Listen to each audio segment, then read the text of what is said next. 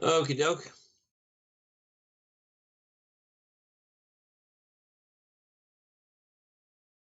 Hey, everybody on YouTube, what is going on? We have made the weekend, and you know as well as I do, since it's the first Friday of the month, the one, the only, R Keith Andrews is back for the ET Connection, and we are going to have an absolute blast tonight. And let's give a rundown of our great people here so far.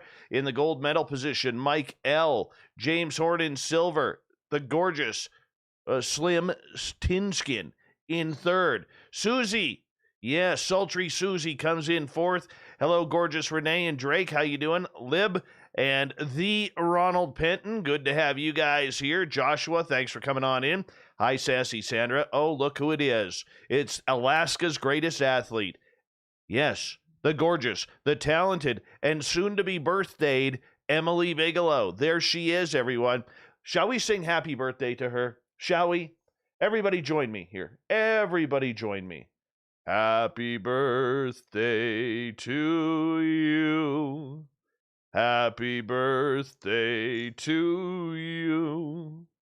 Happy birthday, Alaska's greatest athlete. Happy birthday to you. Happy birthday, Emily. I hope your weekend is fantastic this weekend. James Smith, how you doing? Commonwealth Andrew, good to have you here. Uncommon Radio, thank you for joining us. The gorgeous and talented Steph Dickey is back, everyone. Chris Jarvis and Raul, good to see you. Fapster, thanks for joining us. Appreciate you coming on in. Raul, sorry about you clipping your beard accidentally. I apologize for that. You know, just have a good cry, have a stiff drink. You'll be all right. You can grow it back, man. I have faith. Richard Elmore and Millennium, good to see you. Hey, Dirty Filth, thanks for joining us. The gorgeous Tammy is back. Welcome back. Troy SR71 and Northern UFOs, good to see you. Project Blue Book and Greg Moyes, thanks for coming on in. Aiden and Football Cat, how are you? Good to see you. Race Fan, you're usually in the gold medal position. Where are you tonight? Way down there. You must have had an accident or something. Fast Hemi, good to see you. And Ibarata from Singapore, always a pleasure to have you here, my friend. Thank you for joining us. And scrolling on down, Jokic, how are you, man? Jokic, nice to see you, buddy. Nice to see you. Thank you for coming on in. All right, I know it's filling up fast here. I'll try and get through some of these. Dr. Marty, thanks for coming on in and joining us. Really appreciate it. Gorgeous and talented Jenny is here. There she is, the stunning Jessica McCreary. Give a wave, Jessica. Give a wave. Kings of Kvist, how are you? Hello, gorgeous Marie. Thank you for joining us. Yola Tango, thanks for coming on in. My brother Eugene in Philly, how are you, my friend? Good to see you back. There's R Keith at Inner Voice Enterprises. Good to see you. Missing Person Mysteries, how are you? Thanks for joining us. Or is that Steve Stockton? I don't know. Polar Eclipse, how you doing? Good to have you back. Persevere, good to see you.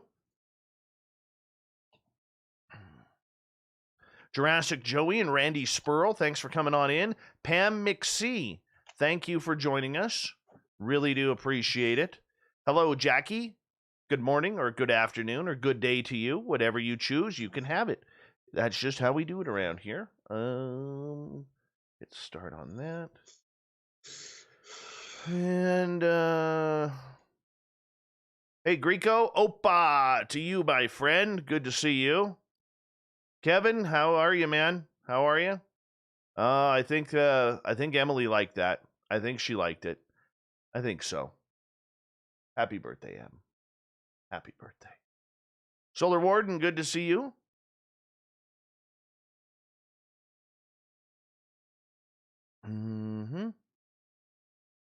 Mr. Apnea, thanks for joining us.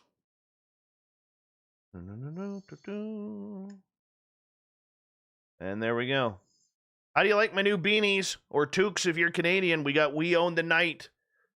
We got it. We Own the Night toques now. We Own the Night ones. Yeah, they're kind of awesome. $20. $20. I'll even give them a smooch for you. I don't have my jeans on high and tight, man. They keep me rolling, waiting for my jeans are getting tighter. All right, 20 seconds. R Keith Andrews is here. You know what that means? The ET connection coming on up. Hey, Nucker. Good to see you. Susan, nice to have you here.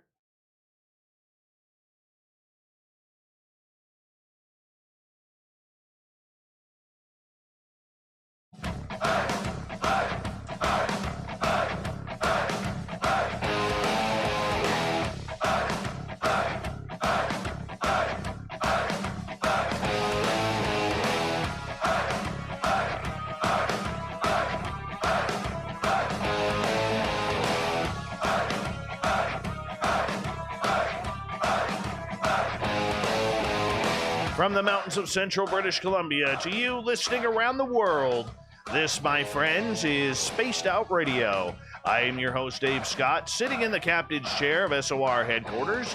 We welcome you to tonight's show on our terrestrial affiliates around North America, digitally on TalkStream Live, Revolution Radio, and KPNL. If you want to take a listen to our archives, they are free for you by going to youtube.com/Spaced Out Radio. Just do old Davey the favor, hit that subscribe button. You can follow us on Twitter at Spaced Out Radio and on Instagram at Spaced Out Radio Show. Our website is spacedoutradio.com, where we have a plethora of features for you, including rocking out to Bumblefoot and reading up on Captain Shirk's SOR Newswire. Tonight's show is brought to you by Chive Charities. Help make the world 10% happier by visiting Chive Charities today. You can find them on our website.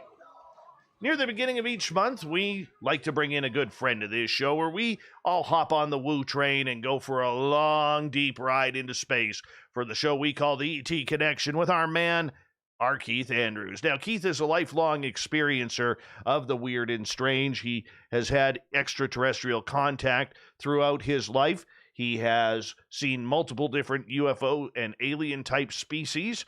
He is also an author, which you can find his books on his website. He can give you the information on that. As well, Keith now keeps his goal of trying to help people who have their own contact. And that's why we bring him in, so we can answer your questions of all things extraterrestrial, my good friend R. Keith. It's always a pleasure to have you here. How you doing? Not bad. Things have been different. How come? They've actually been improving, which is really a nice change. Well, that's especially good. in today's world. Yeah, no kidding. No kidding. What have you been up to lately? Like, what goes on in a day of R. Keith life? Well, this morning started at 1 o'clock this morning and has been on the go ever since, which might give you an idea how well that goes. But basically, it boils down to you get up in the morning, do the normal, get things ready, get the coffee going, and then hit the office. Because I've got right now, I'm in the process of writing simultaneously. Actively writing 5 different books. Well, in all fairness, I'm revising one of them. Very cool. Very cool. You know, you're someone who is always busy. You're a single dad, along with having to have a career and then counseling people. Where do you ever find time for anything? You know, I'm still working on that. But, I mean, maybe that's why I don't sleep. You know, because I mean, I'm pretty much on the go from the time I get up to the time I pack it in at night. Well, I know that, but you know, what do you work on? Well, today I literally rearranged the living room and the office at the same time in order to get some things sorted around. In between things, I end up writing. Of course, I've got to work with my son's education and sit down with him, spend some time. Today we went doing a bottle run. You know, just one of those things that you have to do. I mean, my life is pretty normal, really, in my eyes. Of course, I'm not. You just get used to it. Ultimately, yeah. I mean, it's not a question of it being slow, that's for certain. Well, but that's good. You know, go ahead. It boils down to understanding one trick when I start my day off, I put 3 things on a list that I'm going to get done. And I always keep it down to a 15-minute to half-hour job. When I get one done, I check it off and add a third one to the bottom. So I've always got a running roll. It also means, when I'm packing in at night, I've got 3 things ready to go as soon as I get up in the morning. Rock and roll. Keith, I want to ask you, because I got questioned earlier this week by someone about my experiences. And basically the person who told me this says, I'm a liar.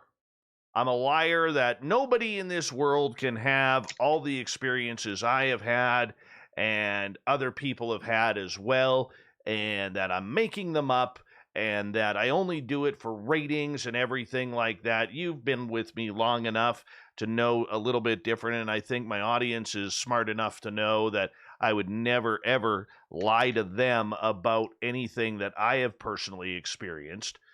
Because it really doesn't do any good to try and pull the wool over good people's eyes. It really doesn't. Even to pull the wool over bad people's eyes, it will come back and bite you. But I would love to know where this guy got his credentials to know that, to even assume that you're lying. I remember, I will never forget that rather, shall we say, excited little phone call that I got from you when Carl was in your backyard. Yeah, that's apparently false too. Oh, yeah. From nobody seems to care that you were the guy I called when Carl showed up at my window, and then after, when Carl came back a couple years later, but apparently I like to make things up. Well, I've been asked similar things, but no, let's face it. I have met you face to face, God knows how many times now. And I've made my living knowing whether people are being honest or not. And there is no way I would sit here. First of all, if you were a liar, there is no way I would still be on this show after, we're now into our 6th year. I know. Isn't that incredible? It's, borderline insane, but yeah. This was not where I was expecting to go. Well, yeah. Go ahead. The funny part for me is I knew I was going to be writing. I was told that when I was in grade 10. And I was told by a number of people to leave the alien stuff alone. Okay. Ironically enough, and maybe not so ironically, that the one reference book that I've got that's in print now is selling faster than the other 4 combined. Yes. So let me ask you this. You are somebody who takes a lot of criticism because you live a different life, a life that the majority of people out there cannot understand. How do you deflect it? The easy answer, you always hear people say, "Oh, I just don't listen to it. I just don't listen to it." But how do you deflect it? I would love to say that it was that easy. But you caught me the one day a few months back. Somebody asked me why he should believe what I had to say, and my response was a little less than socially acceptable. But thank you very much. You handled that one nicely. But no, realistically, I've gotten to the point now where people will say, "Well, I don't believe you." I look at them and go, "Okay." It's like, knock yourself out. Don't believe me, because I'm not about to try and prove it. No, I hear you, man. I hear you. So, as you're not about trying not to prove it, the only thing that you really have to do, or any one of us who have had experiences, is to believe them ourselves. We know what's happened to us. We know what has taken place. We know what's felt good. We know what's felt scary. We know what's felt horrific. Ultimately, yes. We know everything about what's happened to us. Do you think it's these types of reasons why the majority of people out there keep their secrets quiet, their experiences? Absolutely.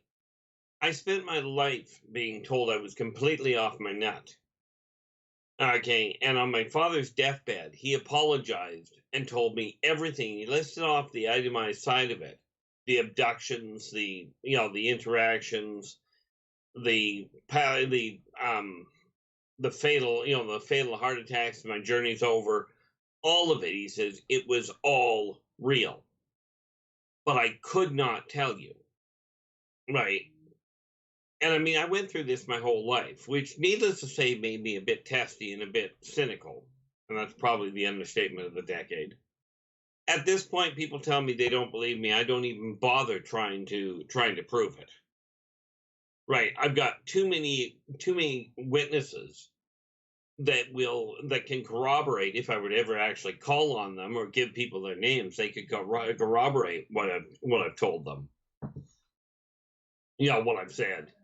But I mean, like, anybody trying to tell me that Carl wasn't in your backyard, I mean, technically, I would agree. I could not absolutely say it was your backyard. I can absolutely say wherever the heck you were, that just about came out wrong.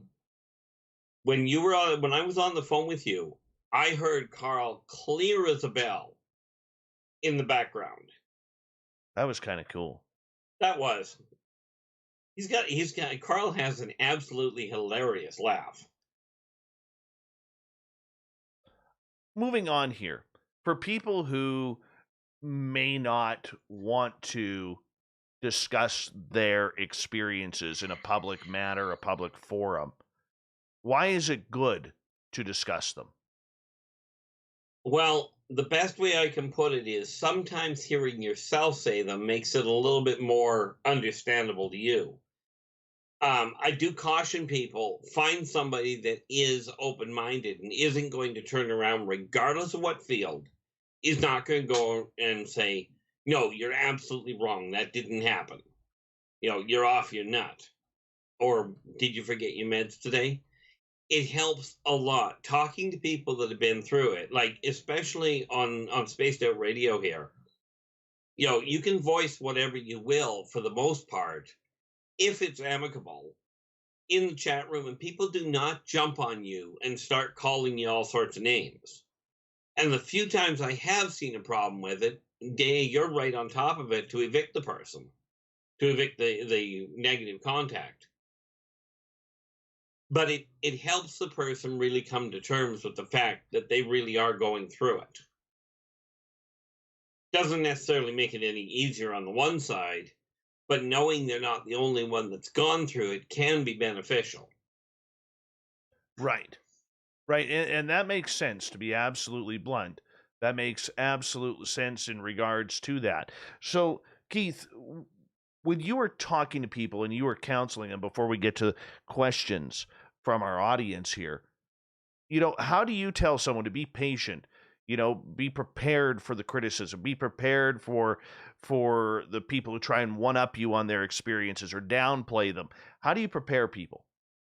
The best advice, as near as I'm aware, that I can give is the moment somebody starts telling you, that they don't believe you, etc., go with a very simple response. Okay.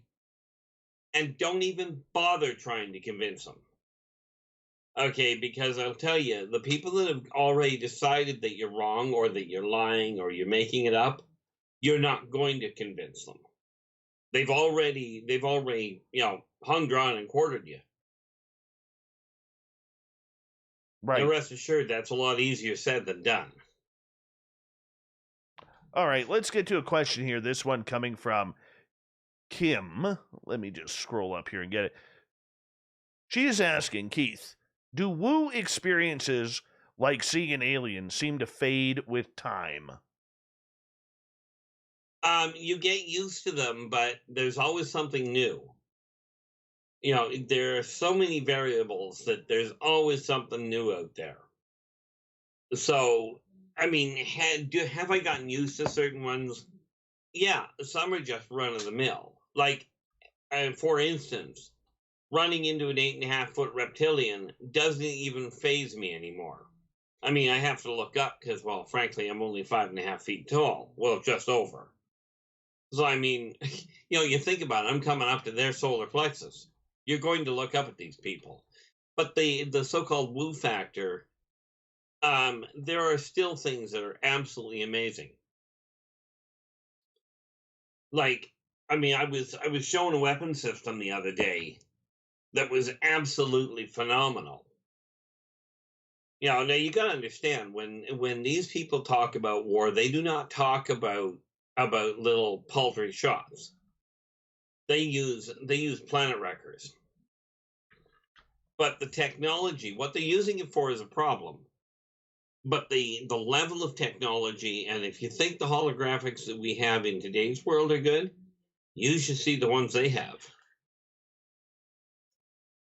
Ultimately, the real difference between the off-worlders and humans is the off-worlders have better toys. Very true. Let's move on to some more questions here. On Twitter at hashtag great spaced out radio. Greco is asking, in your last abduction, Keith, what did the aliens ask of you?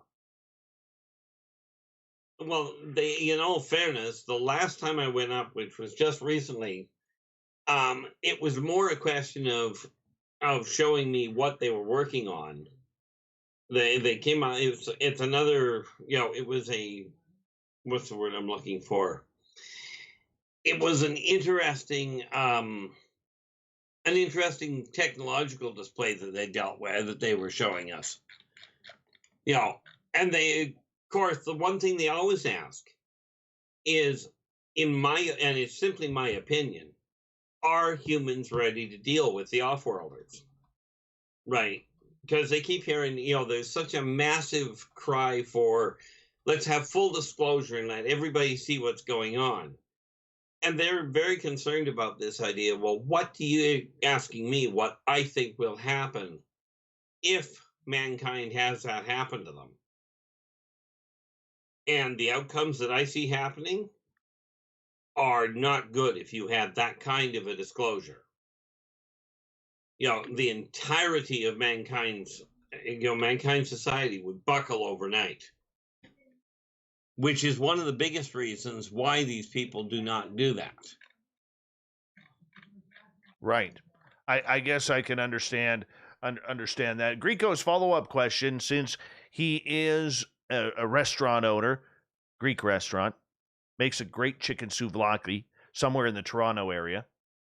Well, that's a little far to order in. I know it is. But he's asking about what is the alien equivalent to chicken? Technically, they don't have one. I mean, chicken is chicken. The idea, well, depends on which one. Okay. If you take a look at reptilians, there are there's a number of different avian type animals that you can look at. And that's one of the things I've got to start documenting, is some of the different of the actual animal, of the fauna, the flora and the fauna. Right. All of it, every race out there is sentient in their own way, but not to the level that mankind is aware of sentience. All right, let's move on to more questions from our audience here.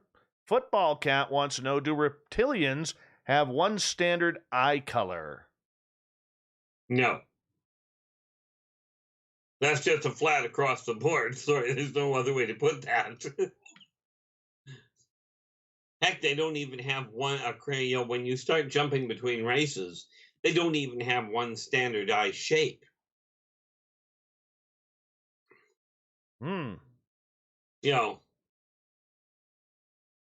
I mean, one of the funniest setups is with some of them, what they'll do is part of their communication line is changing eye colors. Like they sort of, if you will, they have a photoreactive membrane in the eye that enables them to speak when they can't, when it's impossible to hear. Really? Seriously. Communication, humans are limited to using their mouths and using their hands. That is, I mean, those are two very limiting forms.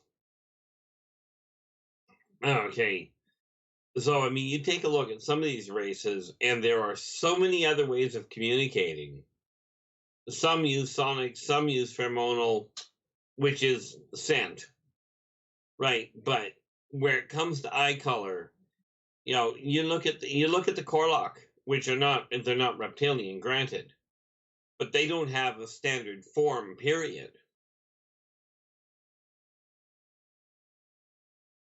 But no, the reality of it is, as far as reptilians go, I mean, I can think of right off the top of my head about a dozen different races of reptilians. And let's be clear, I refer to them as reptilians because that's what they look like. That is not what their physiology is. All right, let's move on here as we got about 3 minutes before we have to go to break. At the bottom of the hour, R Keith Andrews is our guest tonight on Spaced Out Radio. Now, Millennium is asking, because right before the break, I was telling you about Craig Campbell-Basso and his new 82 Alien Species book that just came out. And you haven't checked it out yet, so I just want to clear that up. And are you going to get that book and kind of compare or even talk to Craig? I will try and make contact with him, yes. And I will probably try and get a hold of the book. In all fairness, I haven't got a hold of any of the books that people have been reading. Well, that's not 100% correct. I've got a very limited library. But in the case of Campo, I will reach out and see if I can make some sort of connection with him. Lord knows, if he's anything like I am, trying to get a hold of me can be a real joy. But All right, let's try and sneak one more in here. Greg is asking, have you ever looked at any of the NASA rovers on Mars? And do you believe that they've seen aliens? Well, they'd be hard-pressed not to. They made a big deal of it, about 5 years ago, when they said, oh, we got a rover to Mars? That was news in the 70s. For me, I mean, and quite literally, when you think about it, when you ask, have I looked at the rovers on Mars? The answer is yes. I just didn't bother looking at the footage. Well, the Martokian, they talk about colonizing Mars, right? I think it was Elon Musk came up with this brilliant idea. He wants to colonize Mars. Considering Mars is occupied, I think they call that invading. Could be. All right, let's move on to another quick question here. So we got just over a minute. Princess Denali is asking, I saw little firefly-looking beings.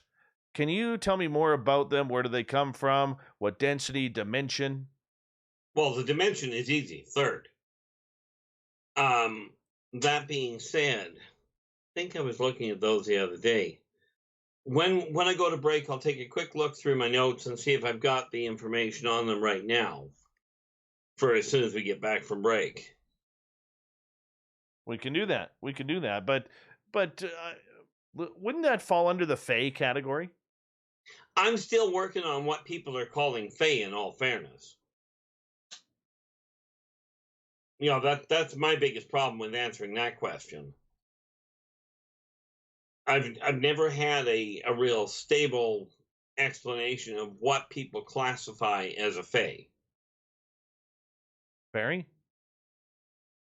Well, you have your fairies and your Elfid, which are both Fae. What humans call satyrs, assuming if Fae refers to the ancient races, the ancient woodland races, then yes, they would fall under that category. All right, let's go to break here at the bottom of the hour. Spaced Out Radio continues with R Keith Andrews, the ET Connection. And of course, we'll be taking your questions right after this on Spaced Out Radio.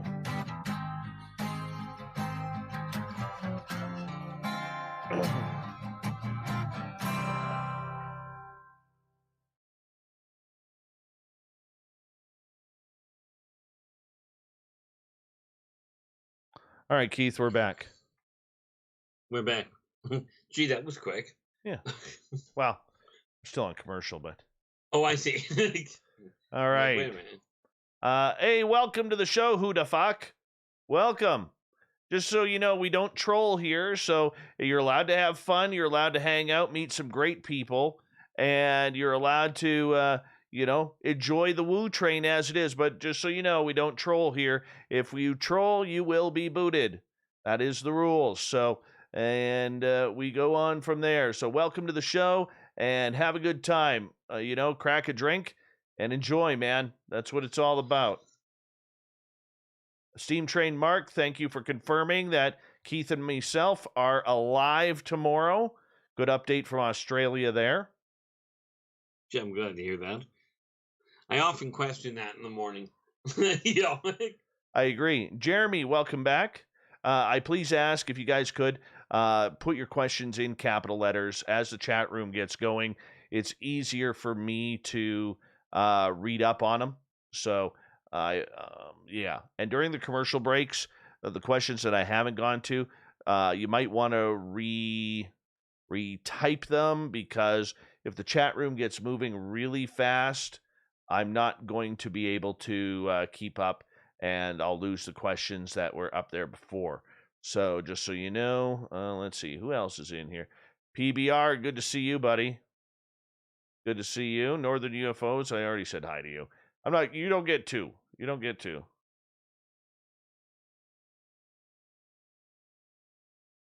Oh, PBR, we already know what you're all about. We already know what you're all about. Let's see. I'd love to make your beard smell like my fanny. Wonderful. See, that's funny. That's funny. That comment will allow you to stay. Okay? Will allow you to stay because of that comment. Because honestly, on the inside, I am laughing over that one. Okay? But no, yeah, that's kind of funny. Guy Capazzoli. Oh, I butchered that. Hold on. Guy Capizzola. There you go. Or are you French? Guy Capizzola.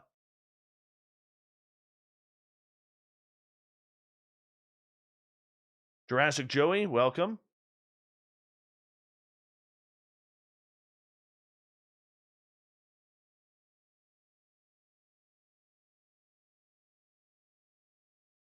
Golden Lee, welcome back from Toronto.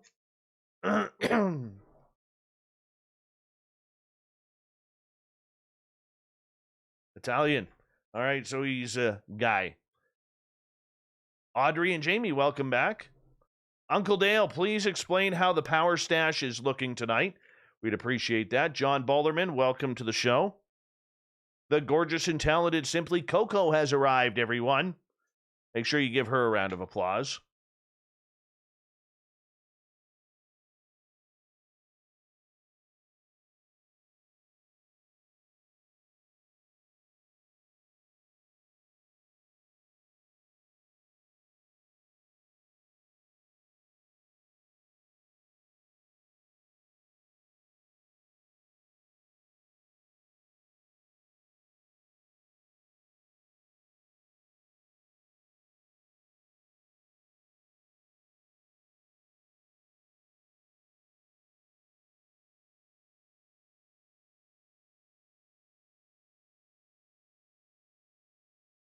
Murray F., how you doing, man?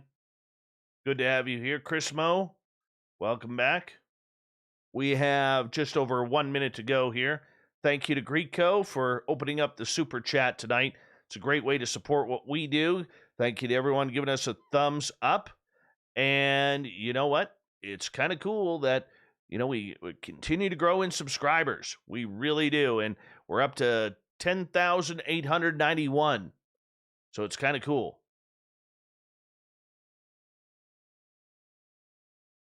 PBR, I'm proud of you, man.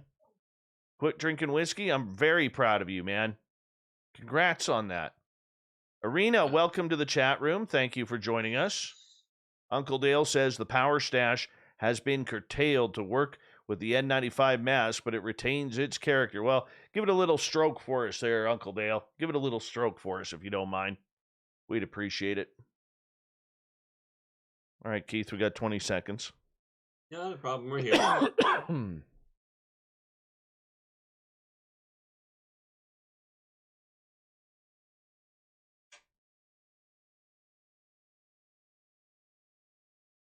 Hi, Bombshell Bomber. Here we go.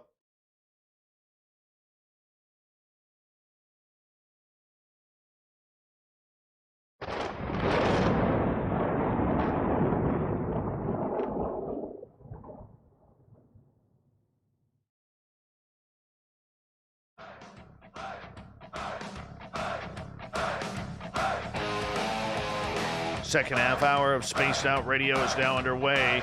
My name is Dave Scott. Thank you so much for taking the time to join us.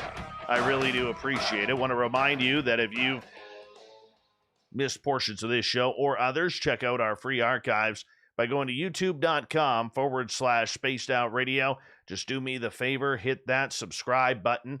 Our website is spacedoutradio.com, where we have a plethora of features for you, including rocking out to Bumblefoot and reading up on Captain Shirk's SOR Newswire. Follow us on Twitter at Spaced Out Radio and on Instagram at Spaced Out Radio Show. We continue on with R Keith Andrews and the ET Connection right here as Keith joins us at the beginning of each month to talk about ET Contact. Everything aliens on the table tonight. Keith, welcome back. Well, thank you for having me, and welcome back to everybody that's joined us and is still with us. D. McKenna is asking, Keith, do they want to kill us or just reduce our numbers? No to both. They quite literally, there is not a race out there that is interested in wiping mankind out. There is actually this is what the consortium is about, is to stop that from happening. Mankind are, because they are the dominant surface-dwelling, technologically advanced race on the planet, they are the caretakers of the planet, and the off-worlders know this. They are not afraid of the numbers. I mean, the reality is, one shot from one of their weapons will wipe the entire planet out. Mankind is not exactly a threat to them on the whole. There are individuals that are intriguing, and the off-worlders do find that mankind's curiosity streak is a dangerous commodity. But they are not trying to take over Earth. They are not trying to reduce mankind's population, and they are certainly not quarantining Earth. The reality is, if Earth was under quarantine, which I keep hearing people tell me it is, there would not be any abductions. You wouldn't have anybody go missing. So, no, I wish there was a way that I could get the message out to people that the off-worlders are not here to conquer. I mean, think of it this way. If they were here to conquer, with the military firepower they have, and even if they didn't use the military firepower, they have one weapon at their disposal that would completely write mankind's race into outer space off. It would just completely shut it down. And that is a very effective intermolecular EMP pulse, which would cripple not just the active electrons, but the components that are not even attached. But no, the off-worlders are not interested in taking this planet. All right, let's move on here. Uncle Dale is asking if there are any interspecies dating protocols. Yeah, don't eat your partner. And I do mean that quite literally. Because there are races, not the least of which is the mantis. Much like the praying mantis on Earth, they do kill their own partners. And it is frowned upon if you're dating interspecies. It's really frowned upon to put your mate on the dinner table.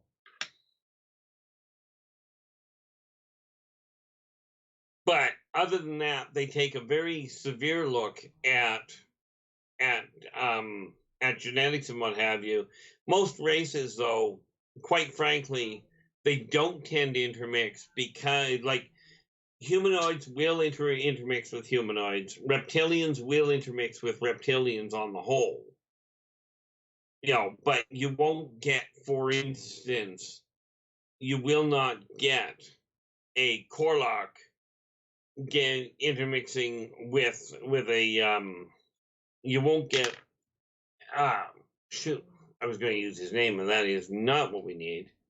Oh, you will not get a Corlock interbreeding with a vegan. They are just genetically completely incompatible. All right, let's move on to another question here. And that comes from Andrew. He's a big cricket fan in sports. He's from the UK. He's watching the same game that started like in 1978 right now. He's asking, do aliens... That's a long game. He goes, do aliens play cricket or any other sports? They have variations that are similar that are similar in configuration to what Terrans use. One of the funnest ones that I've watched myself that's perfectly harmless is they have a 0G version of wall ball. Okay, they do have a version of it's sort of a cross between football and rugby, with one critical difference between Terran versions and their version. Their version tends to be fatal. Goals are not made by getting the ball across the end line. It's by taking out one of the opponents. And I don't mean crippling him. If he's crippled, he's still able to play.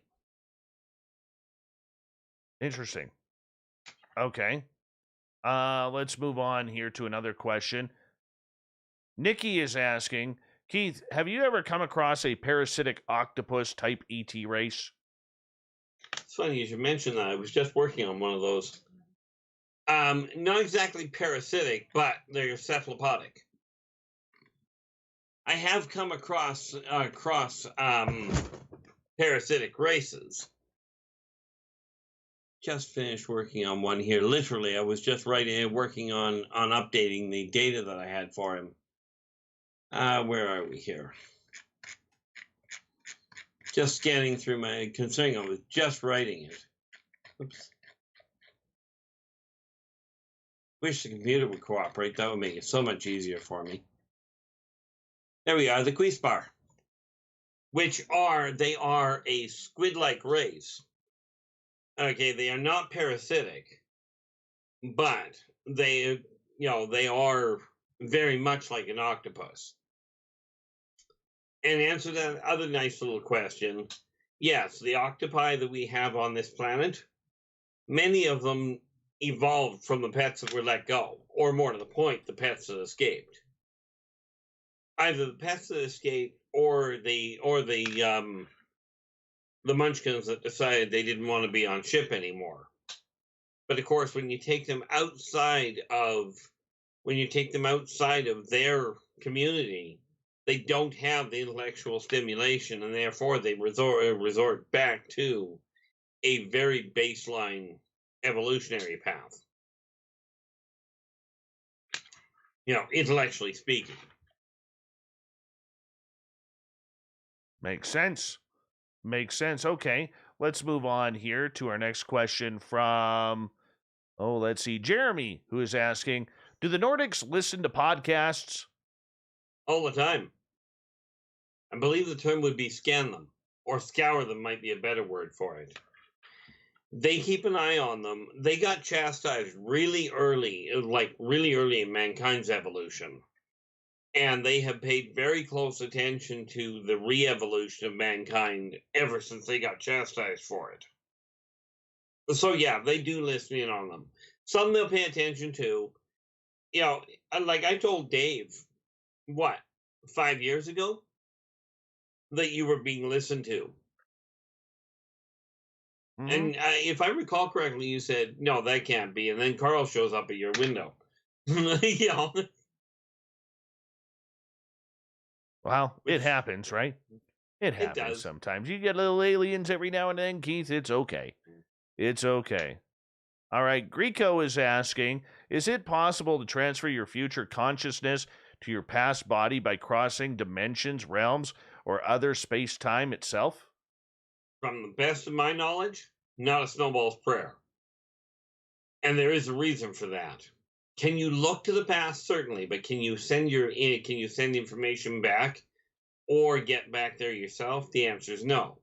You can travel forward, but everything that exists in this reality across the board is third dimensional.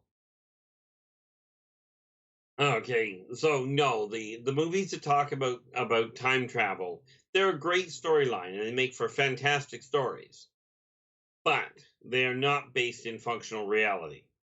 Not from anything I've seen. Okay. Let's get to another question on Twitter from Greco. Is it possible to... I already asked that one, sorry. Who is the oldest known sentient species or race in the universe?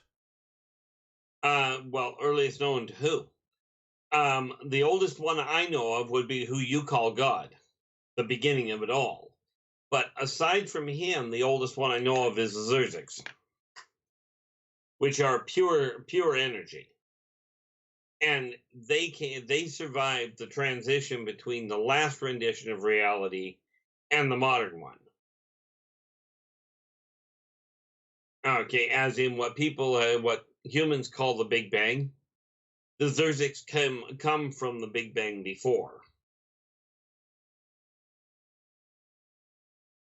Interesting. I will have to check it on out. Check that on out. All right, let's move on, Keith. So we continue on with the ET connection here and audience questions. And where are we here? Kira is asking, what being is showing up as small sparkling bubbles of light around me? Yeah, it's amazing how many times I wish I had a better memory for where I find these things, but that is quite literally, that's the actual orbs. Where are we? Let's find that here. Nice thing about finally figuring out how my computer works is I can actually do a quick scan. It's so much easier than going through the reference pages. Where are we? That.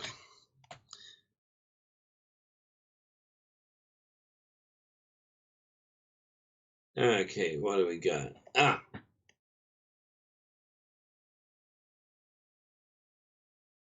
No, that's not them. That's always fun trying to find things in a hurry. If my computer skills were reasonable, I'd be happy, but they're not.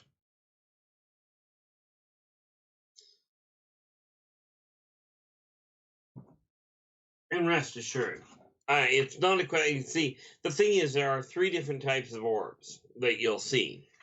The little ones that would show up around you, right, oh, there we go, the Vorosic. Funny part about it, Dave, I looked through the computer trying to find that. Can't find it worth a hoot. Grab the book. People tell me computers are faster. Guess what? They're not.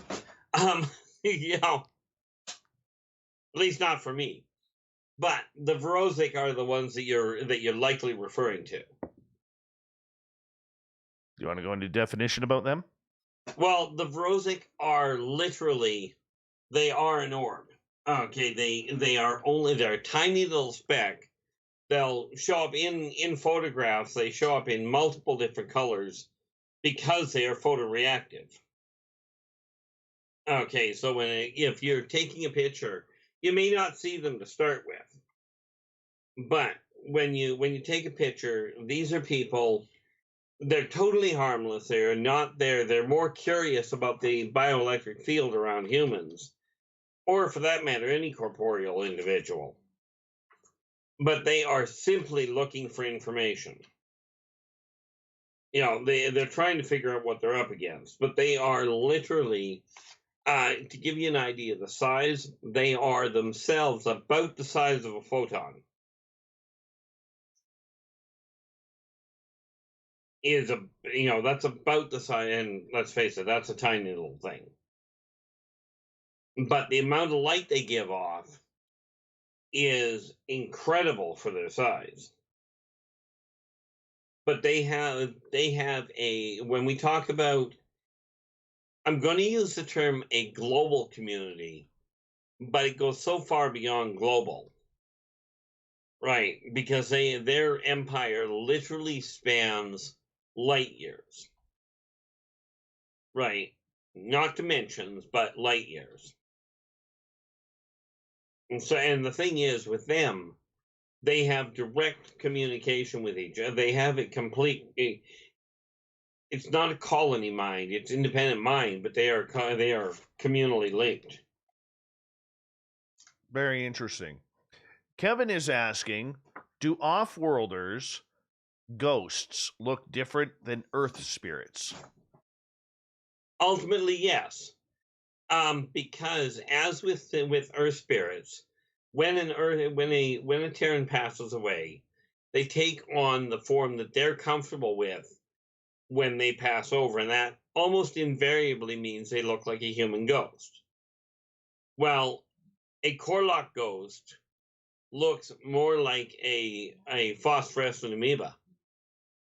They take on a form that they are familiar with. But in essence, if you're talking about the consistency and the opacity of the ghost, no, they're pretty much the same.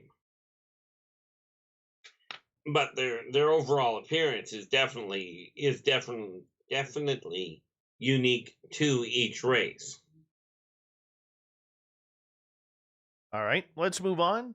Guy is asking, Keith, do you have any updates about the Cosmic War or the Galactic Federation of Worlds? And what's going on up there? Well, there's quite literally 3 wars that I'm aware of, none of which are involved in trying to take over Earth.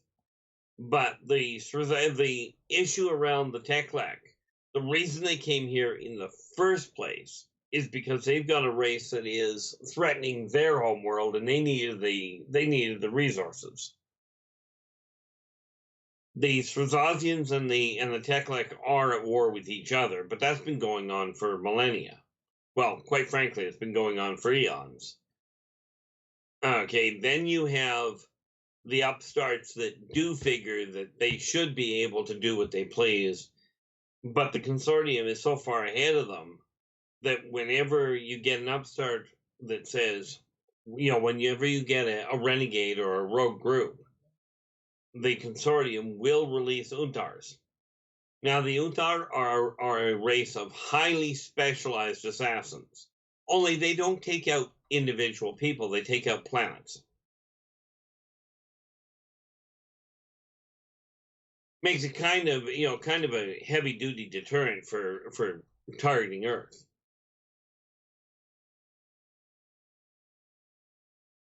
There are a couple of, and I know for an absolute certainty, on top of the war between the Teklek and the Strazazians, the Teklek have a civil war going on as well,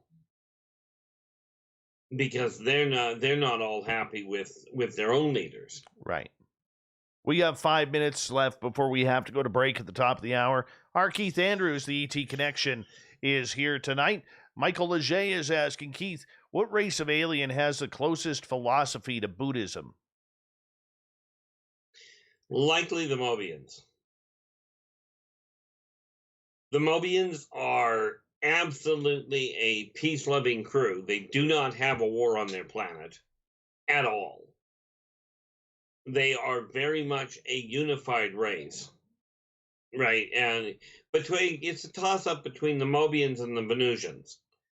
But the Venusians are heavy into the artistic side of things.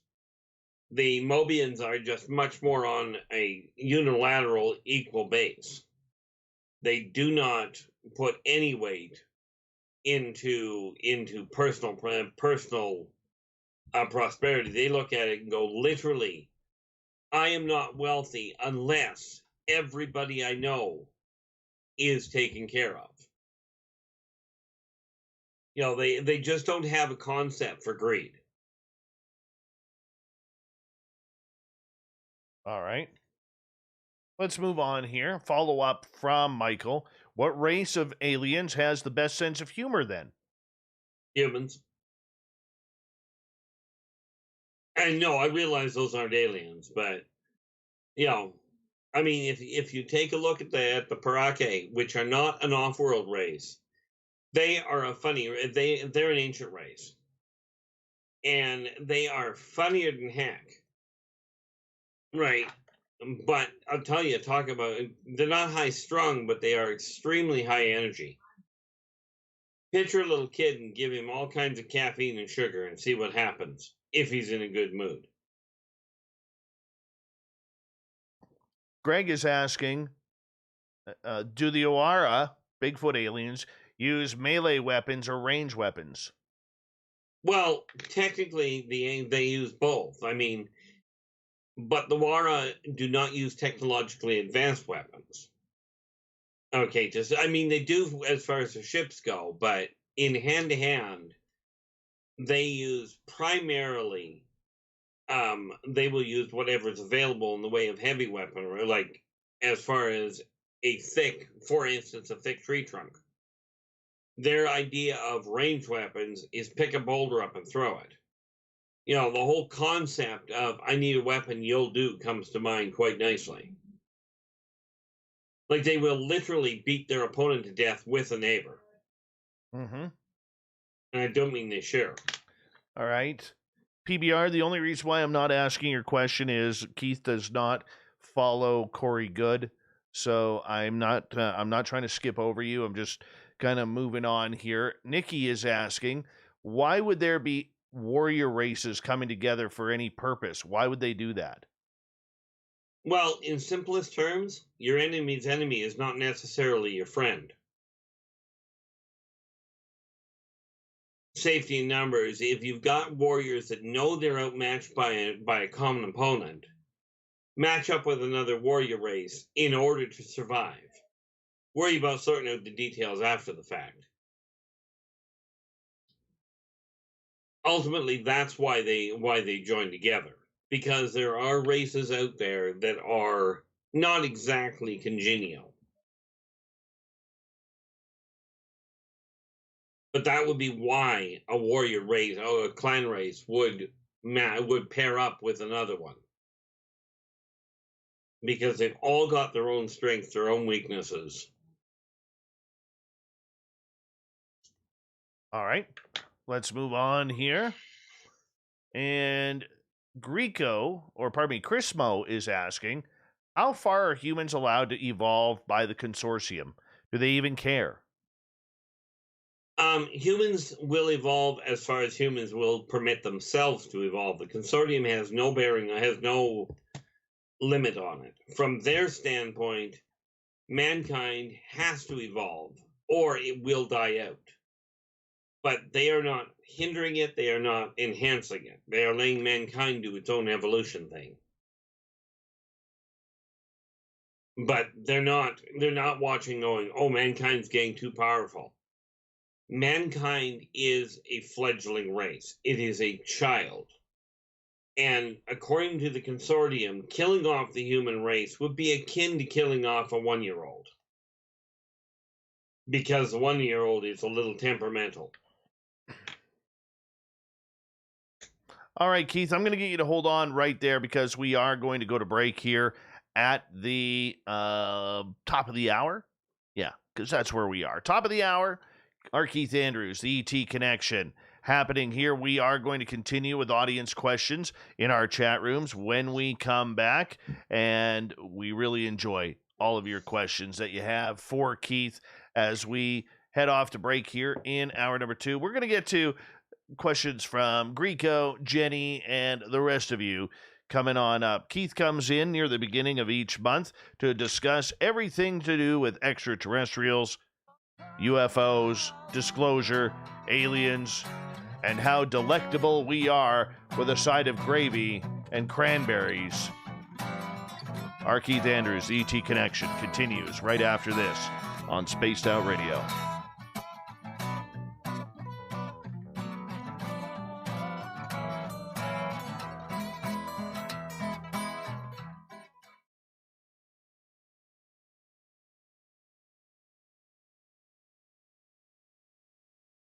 All right, I'll be right back, Keith.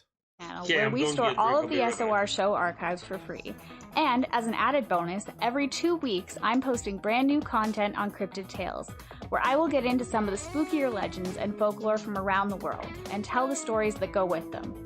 Find us at youtube.com/spacedoutradio and check out Cryptid Tales today. Drop a comment and let me know what you want to hear. See you there. I'm feeling a little spicy tonight. What to do? What to do? Why not get bumblefuck?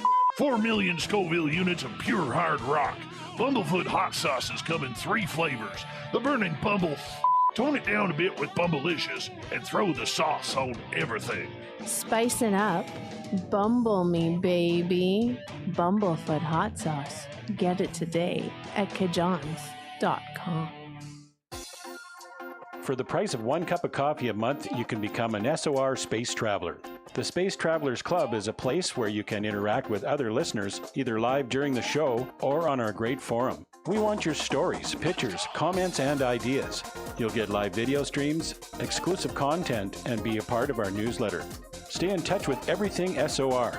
The Space Travelers Club is just $5 a month at spacedoutradio.com. Are you intrigued by Paranormal Talk Radio? You'll love the new Paranormal Radio app from TalkStream Live. You'll find a great selection of talk shows covering UFOs, ghosts, strange phenomena, and much more. Download the Paranormal Radio app now and start listening to the very best in paranormal talk entertainment, including the network you're listening to right now, the Paranormal Radio app, free in Google Play and the iOS App Store. We all know on Spaced Out Radio we love a good beard and mustache, so why not take care of your facial hair with Mighty Moose Beard Oil? Made in Canada, we're taking care of beards and stashes around the world. We use 100% natural ingredients with our oils and balms to make your whiskers feel silky smooth. Use promo code SOR2019 at mightymoosebeard.com today.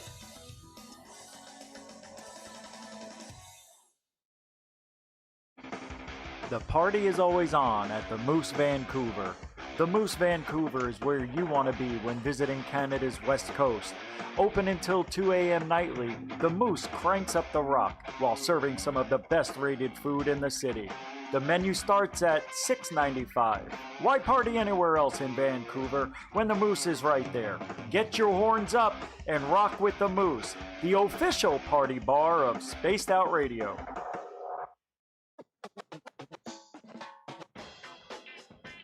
The SOR Vault is open for business, and do we have some cool swag for you to pick up? All you have to do is head over to our website and click on the SOR Vault. You have a variety of cool logos to choose from, and put them on anything you want. T-shirts, hoodies, hats, coffee mugs, you name it, we can get it to you. So do your shopping by supporting the store you love. Get your Spaced Out Radio swag at the SOR Vault today.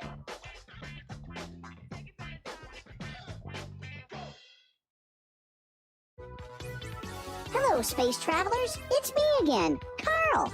Don't forget to join the Space Travelers Club for just $5 a month and follow Spaced Out Radio on Twitter at Spaced Out Radio. Our Instagram, Dave Scott SOR. Our Facebook page is Spaced Out Radio Show. Our archives are free at youtube.com/Spaced Out Radio. Come woo it up with Spaced Out Radio today. Bye! Hey Space Travelers, this is John Resig, founder of the Chive and Chive Charities. If you know anything about our website, you know we like to do things a little differently. We're not some faceless organization collecting money for a nebulous cause. Our donor dollars go directly toward life-improving items. Then we give those items directly to an underdog who needs it most.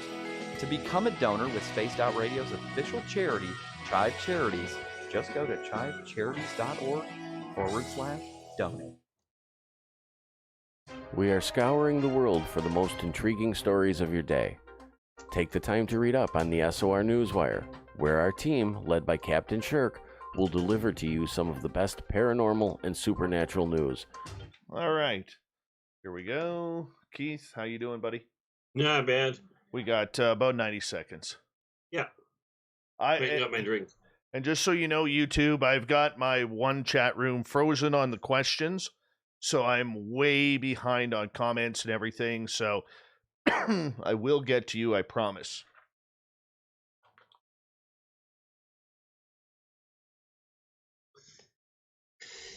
It's amazing how fast the chat rooms fill in this place. I marvel every time at how you manage to track all of them. Well, it's actually kind of easy. It's actually kind of easy. So I tell people when it comes to writing books.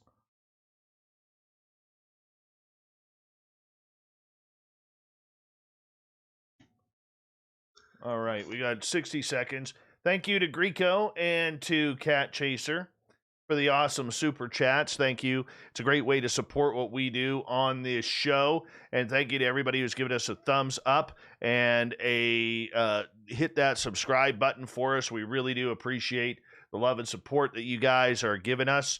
And yeah, we're just going to sit back, relax. We'll get going here in just a couple of minutes, or a couple seconds, that is. Not minutes, seconds. Seconds.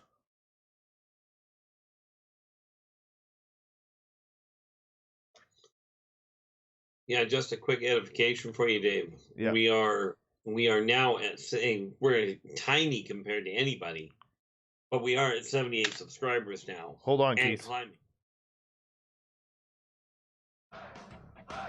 You're listening to Spaced Out Radio with Dave Scott. Follow Dave on Twitter at Spaced Out Radio and on Facebook, Spaced Out Radio Show. Hour number 2 of Spaced Out Radio is now underway. Thank you so much for taking the time to join us. We really do appreciate earning your listening ears. Welcome back to everyone listening in on our terrestrial affiliates around North America, digitally on TalkStream Live, Revolution Radio, and KPNL. All of our archives are free by going to youtube.com/Spaced Out Radio. Just do old Davey the favor, hit that subscribe button. The Desert Clam has set the password for tonight in the SOR Space Travelers Club, Zamoka. Zamoka is your password. Use it wisely, space travelers, as the clam sets a password each and every night right here on Spaced Out Radio. Our website is spacedoutradio.com, where we have a plethora of features for you, including rocking out to Bumblefoot and reading up on Captain Shirk's SOR Newswire. Follow us on Twitter at Spaced Out Radio and on Instagram at Spaced Out Radio Show. We continue on with R Keith Andrews and the ET Connection. Keith comes in near the beginning of each month where we talk about everything extraterrestrial, taking questions from our chat rooms on YouTube, Spreaker, Twitter, and elsewhere. Keith, welcome back. Well, thank you for having me. You're very welcome. To everybody that's joining us. All right, let's start off with, let's see here. Let's go with Greco. Which alien race is known for the hottest romance? On a positive side, or what humans would call positive, probably the Orions. Literally speaking, the fire elementals. And the Daemons run a close second. Of course, in their case, we are talking body temperature. Okay. Body temperature. That's why I said the ones Terrans would call would likely be the Orions, who are a little more freewheeling than what the Venusians are. All right. Jenny is asking, Keith, do the aliens say anything about things on Earth getting better or worse?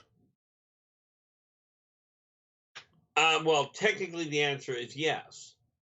See, aliens have been watching Earth's evolution for centuries. Earth is once again at that turning point where they're either going to figure it out and pull together, or they're going to tear the planet apart, tear the race apart again, and put themselves back into the Dark Ages. It's the off-worlders' hope that mankind actually gets it right this time. There's usually, on average, there are about 12 restarts that a society, that a race goes through before it finally figures it out. Okay, mankind, in all fairness, has, that I'm aware of, the corporeals on this planet have had 7, maybe 8. And I actually have to run through it, and I'm just not going to take that much time to try and figure it out right now while I'm on the air. All right, let's move on to another question. Eric is asking, does DARPA work with an alien force? By the sounds of it, by the sounds of the way that question's coming across, I have no doubt they have contact, but if the question is inferring, does some alien force control what DARPA's up to, or does DARPA control what the aliens are up to, the answer to that is no.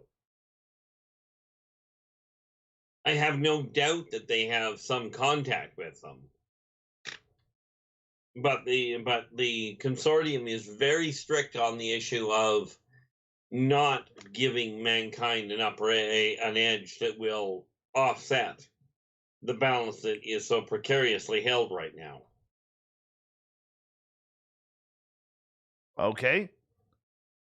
And let's go to Dolly's question. Dazzling Dolly is asking, Keith, does Space Force have any relation to Orion? You know, as in what is being built here? Yeah, the U.S. Space Force. Only in as much as it is getting set up, as near as I understand it, to handle the intergalactic, the local solar system.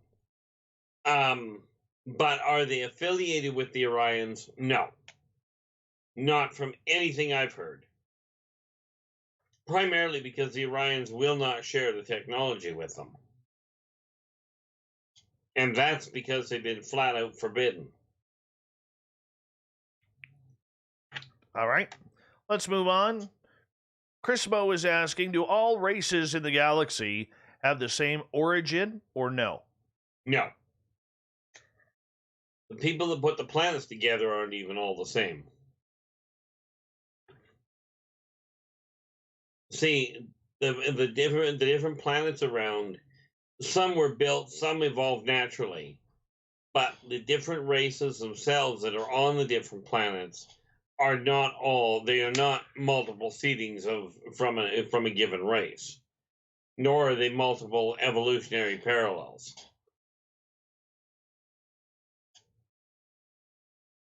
Okay. J1 or J-Own or Yion, J1. Anyways, asking, how would I recognize a non-human? That's a good question. It is. I find when their skin color is completely screwball, when the pigmentation moves around, we're dealing with non-human. Skeletal configuration is a good way. And the problem is they're easy to spot once you know what to look for. Problem is, in this venue, if I start going, here's the ear markers, some genius out there is going to start picking on people and going, oh, you're definitely an alien. And it's not quite that simple. But, it's critical factors, like, for instance, like I said, I met one, there was one I met in particular that when you shook hands with him, the pigmentation in his skin moved. Okay, and I don't mean it went from white to red because you were holding on to it a little tighter. I mean it moved, just like the little oil bubble from back in the 70s, those little stickers that had the oil packs. I think you remember them, don't you, Dave? Yes.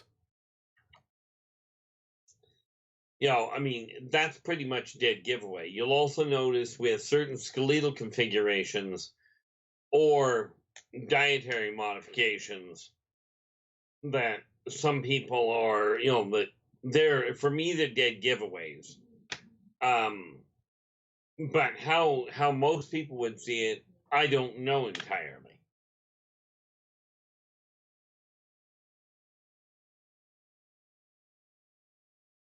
All right, we can move on.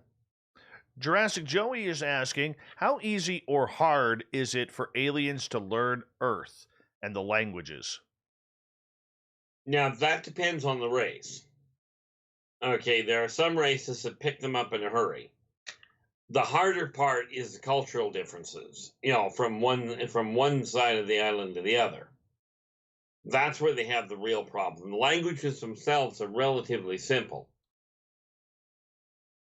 And the reason for that is humans only use auditory communication on the whole. I mean, there are those that use physical communication, as in sign language, right? But it's a very limited communication form, making it easy to learn.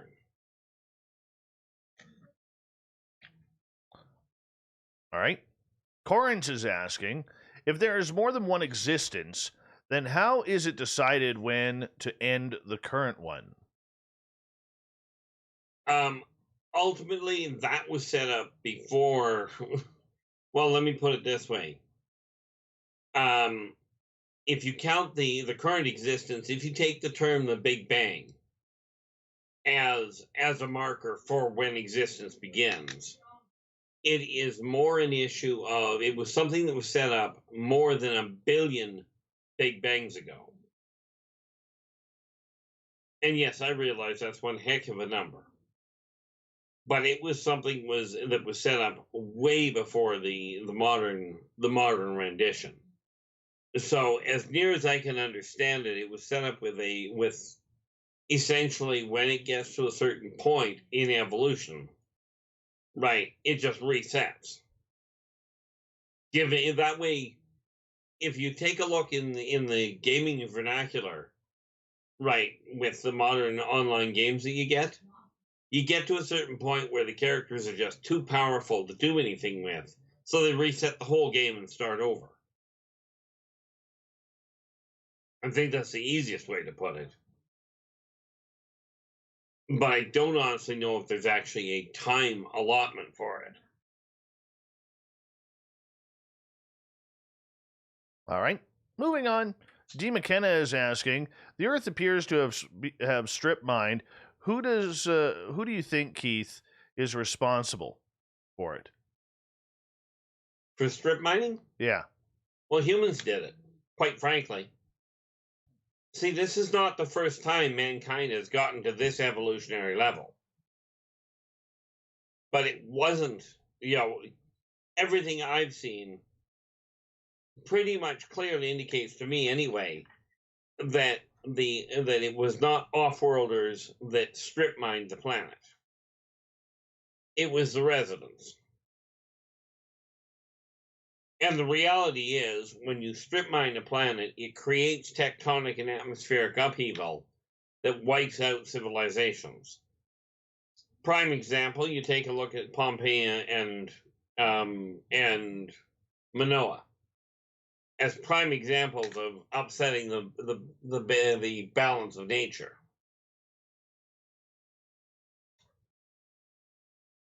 See, there's a rumor out that says that one race or another put the humans here to mine for gold.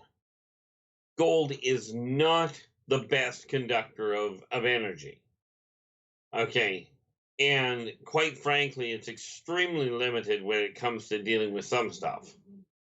So, mankind has a lot of use for gold, and it's a wonderful color. But, in all fairness, it's actually not as viable as what humans think. It's just humans have a tendency of looking at alien technology going, well, we would have built this way. The reason the off-worlders don't build the equipment the way the humans would do it is because the way humans would do it doesn't work.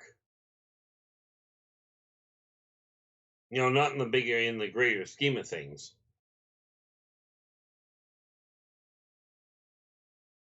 All right.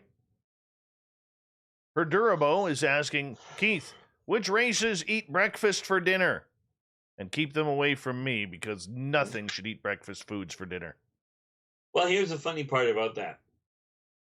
Don't start with me, Keith. Don't you start with me on this.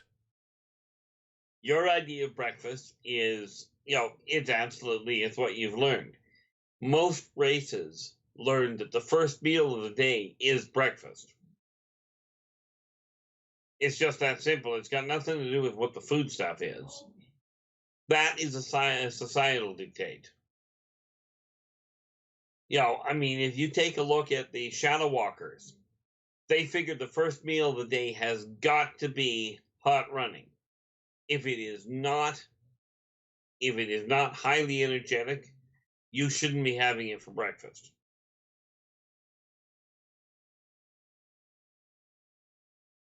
You know, so, I mean, and of course, when you start taking a look at the Tekla, if it's not mobile, well, you think about it, the Tekla, the Maldocs, right, both have the same idea. It's supposed to be alive when you eat it.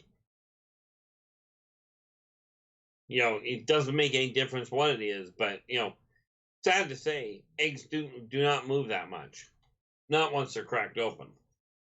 And if they do, you probably shouldn't have cracked it open.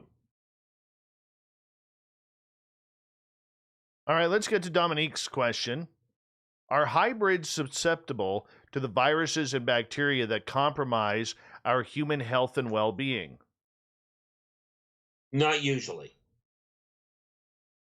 Sometimes it can be. It sort of depends on how the hybridization goes, on how their specific hybridization goes. But normally, the addition of the non-terrestrial terrestrial cell structure makes it so that terrestrial viri cannot penetrate it.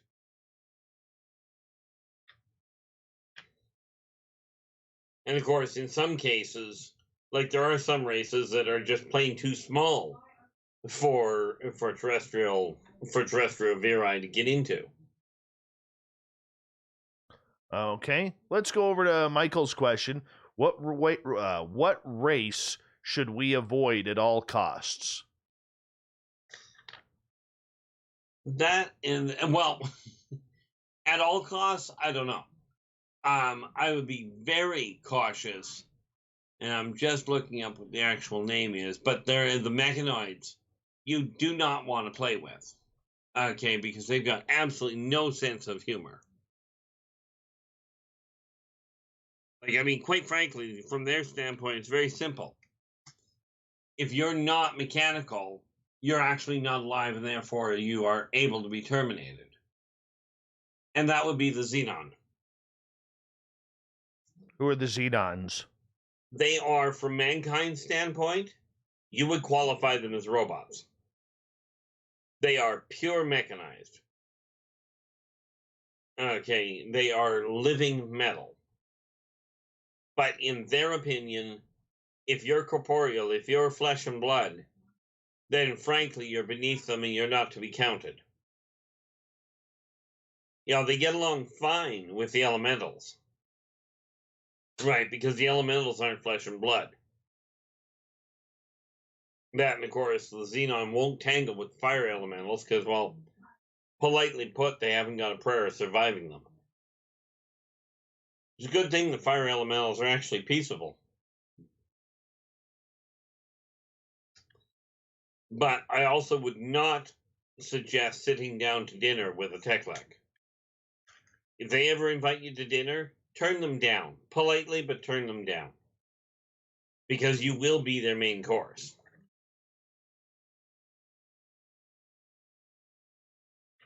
All right, let's move on here, buddy.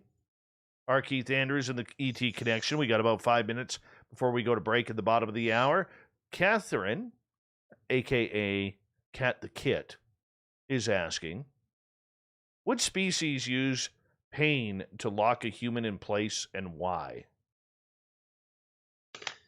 Well, the vegans are known to, and the reason they do it is because they got no understanding. It's not technically they use it intentionally.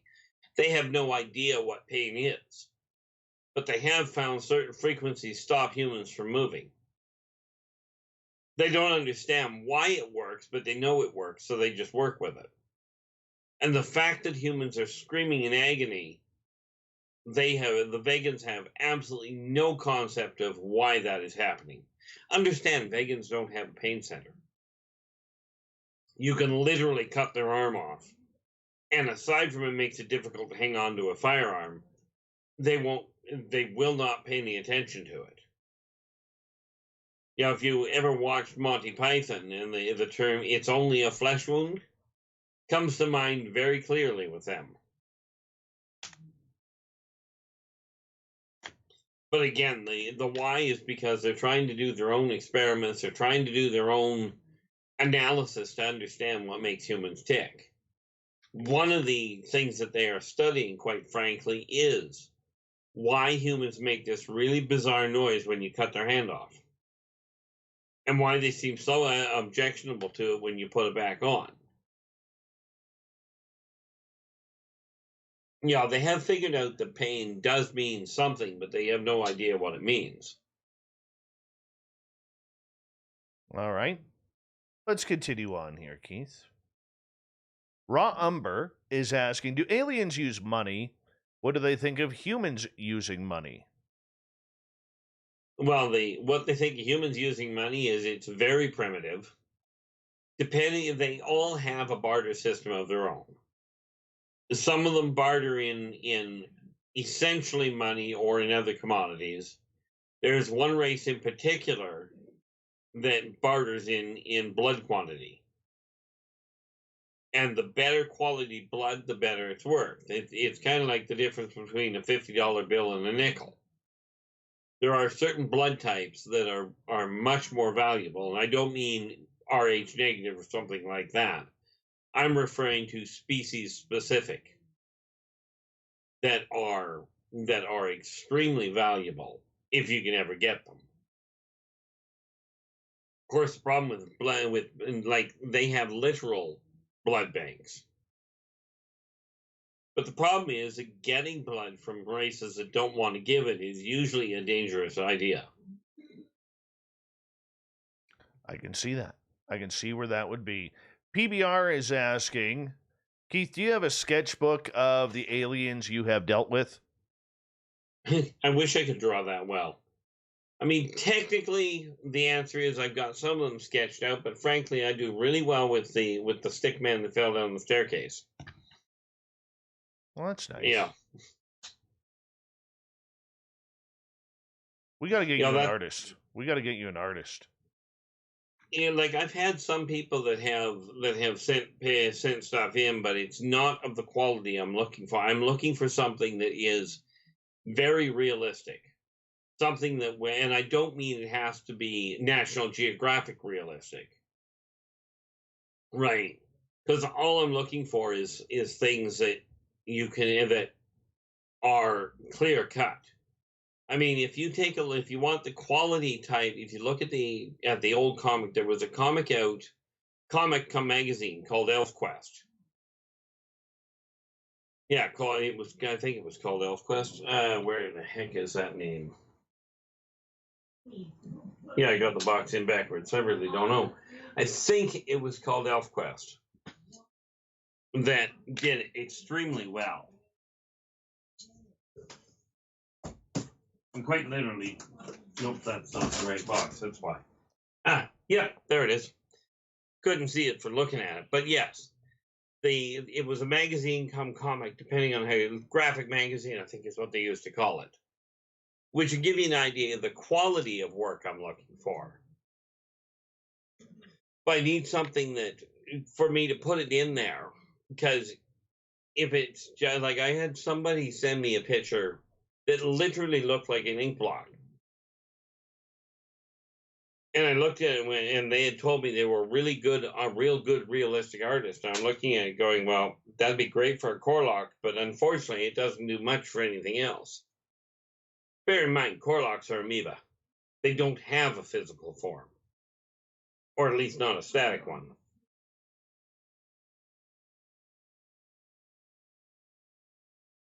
All right. Let's move on. Nikki is asking. Actually, we'll get to Nikki's question after the break. The music has come on, which means it's time to go to break at the bottom of the hour. R Keith Andrews and the ET Connection continues on Spaced Out Radio with your questions right after this, starting with Nikki.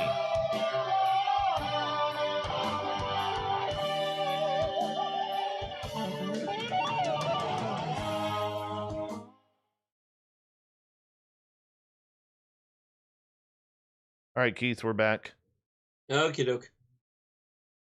Yeah, it came to my attention just about a week ago, and I just haven't had time to do it.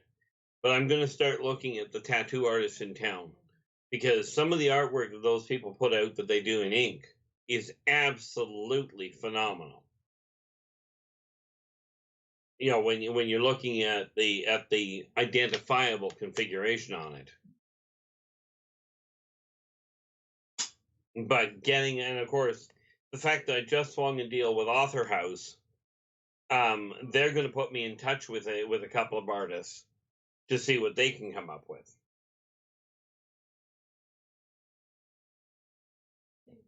Which ought to make it entertaining. Right. Hey, bud, is that your son playing in the background, or is that his TV? No, that's probably him. You can hear him? Yeah, quite a bit. It's getting a little bit louder, if you don't mind. No, I'll go and shut him down right away. Be right back. No problem, dude.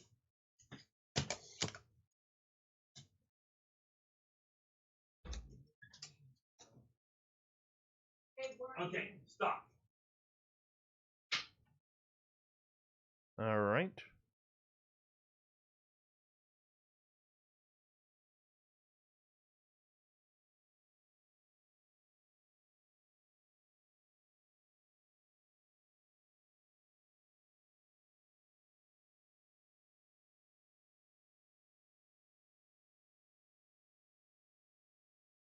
And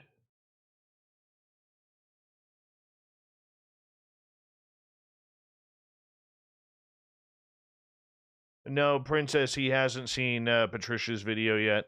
That's very brand new. I'm back. No problem. Thanks, buddy. No problem.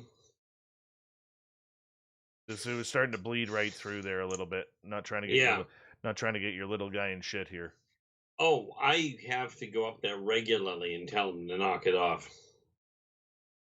I was just hoping with the headset plugged in that it would cut it back enough that it wouldn't be a big problem, but apparently that's not the case. No, it happens. It does. I mean, he's 15 and he's playing something. He's having fun with his buddies. That's all that matters. Well, that's something that does not make a whole lot of sense to me. Quite seriously, it always has eluded me.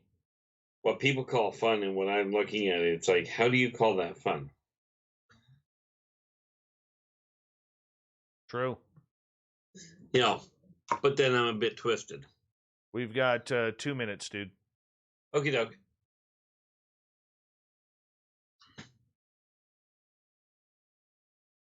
Wrong.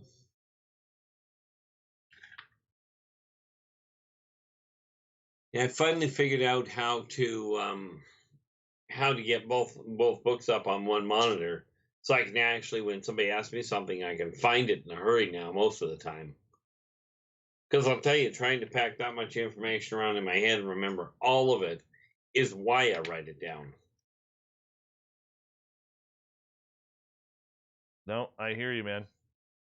All right, we got about just under 2 minutes here. Yeah.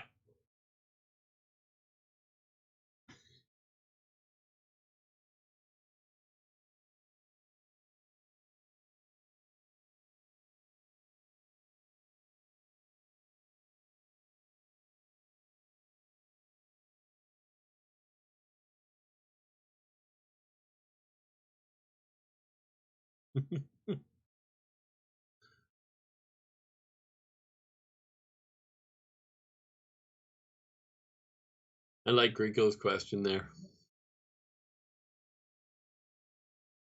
I will get to it when it comes down, man. Oh, yeah. Oh, no, I leave the questions up to you. I have no idea how far up you are. I am way up there, dude. I'm probably in the chat room 25 minutes behind. Yeah, that wouldn't be a shock. Yeah. Well, this is why I tell people, you know, if their question doesn't get answered, drop me a line and I will be more than happy to look at it, or at least I'll do my best to look at it. Mm-hmm. And there have been a couple of people that have done just that. Well, that's cool. All right, bud. We've got 20 seconds. Okie doke.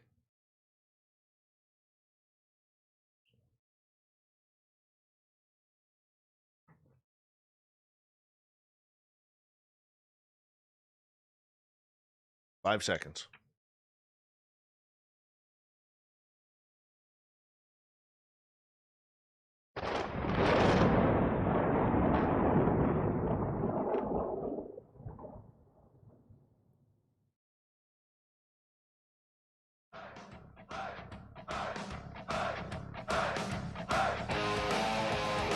We passed the halfway point of Spaced Out Radio tonight. My name is Dave Scott. Thank you so much for taking the time to join us. Really do appreciate earning your listening ears. If you want to check out our free archives, you can do so at youtube.com/Spaced Out Radio. Do me the favor, hit that subscribe button. Our website is spacedoutradio.com, where we have a plethora of features for you, including rocking out to Bumblefoot and reading up on Captain Shirk's SOR Newswire. Follow us on Twitter at Spaced Out Radio and on Instagram at Spaced Out Radio Show. We continue on with R Keith Andrews and the ET Connection going on right now, where Keith is taking questions from our audience about their own ET adventures and curiosities. Keith, welcome back. Well, thank you for having me, and welcome back to everybody that's joining us. We're going to start off with Nikki here. Nikki is asking, Keith, do you psychically see any current void or vortexes in this universe? If so, where? The answer to that is yes. There's a couple of them that I know of. There's a couple that create interesting complications on Earth. But there is actually an intergalactic jump point just on the outside, on the outskirt. Well, how do I put this?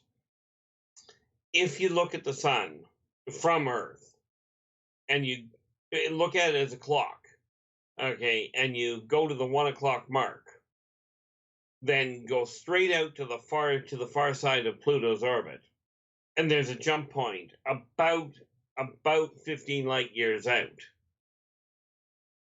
Now there's a wormhole you can use to get to it, but that jump point will put you into the Andromedan galaxy. You know, it's kind of like a shortcut. Well, it is a shortcut. Now, of course, much as I know where it is, it doesn't do mankind much good because they can't get there.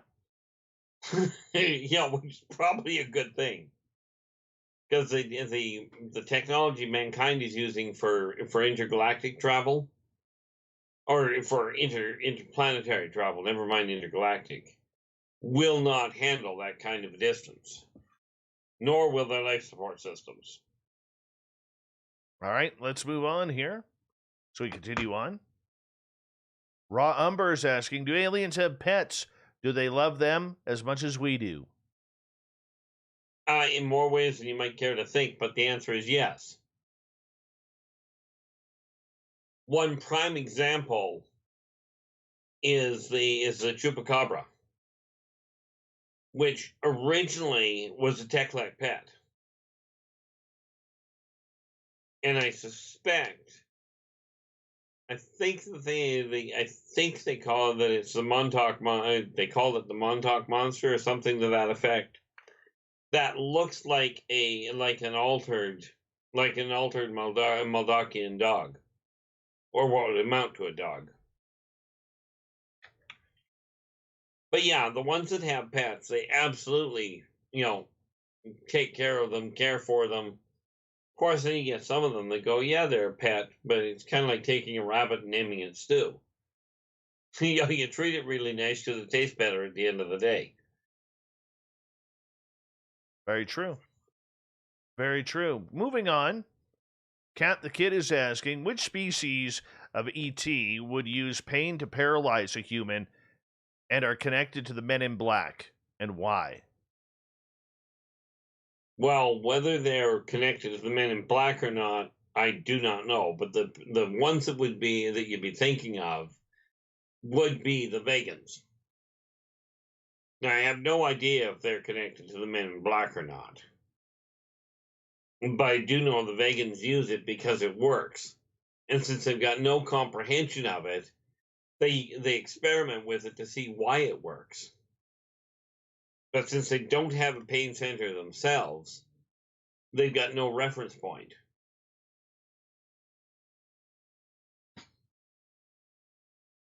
All right. Dominique is asking, after the COVID cull, when will the aliens who've been living here on the surface, or who've been, let me redo this one. After COVID, when will the aliens who've been living here on the surface, when will they be, who are they, and will they be leaving after? Or are they quarantined and locked down here? Well, number one, COVID doesn't apply to them. Number two, I'm not about to tell you who they are. Come on. Number three, no, that's just not going to happen. And number three, this is just like the Black Plague. Okay, like the Black Death. They sit here, they watch it happen, they note how humans deal with it, they see how society evolves around it, and then they carry on to look at the aftermath. So no, they won't be going anywhere anytime soon. Okay. I guess that, so they are locked down, is what? No. They're not locked down at all. They can come and go as they please. There is not a human on the planet that can stop an alien from getting off if they want to get off. Right. BBR is asking, do some aliens have more than 2 legs? Absolutely. Good. I mean, you take a look at the, for instance, if you take a look at the Udima, they've got 7. You know, the Udima have 7. Would be they're an obvious one. I mean, you know, quite frankly, the Mantis have 4. A lot of the insect appearing ones have 4 or 6 legs, depending on how they work. Right. I mean, basically, you're looking at a fair array of ones. 2 legs, in all fairness, is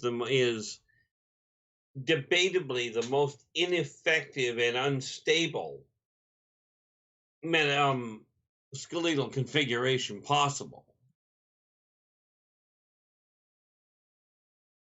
You know, the reality is that when you take a look at that, it's very unbalanced, and you cannot, well, that's not entirely correct. I was about to say you can't sleep standing up, but you can, because I do. You know. But the bipedal form is one of the most unstable forms available.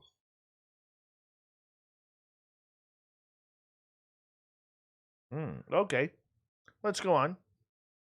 And as we continue on here, just scrolling to get a question here from the audience.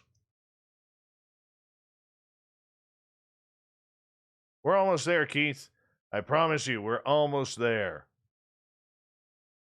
Greco is asking, is there an alien type of Ultimate Fighting Championship competition? Yeah, the Swazian dinner table. You know, they have a very simple rule: 1 foot on the floor and no growling. You know, and that's a mild version of it. If you take a look at the Laborians, they make that look like a walk in the park. But I think what he's referring to is an actual intergalactic, you know, fight pit, if you will. And yes, they do have it, because there's a lot of races that see physical prowess as a viable option, as a viable way of saying that we're better than you are, as it were.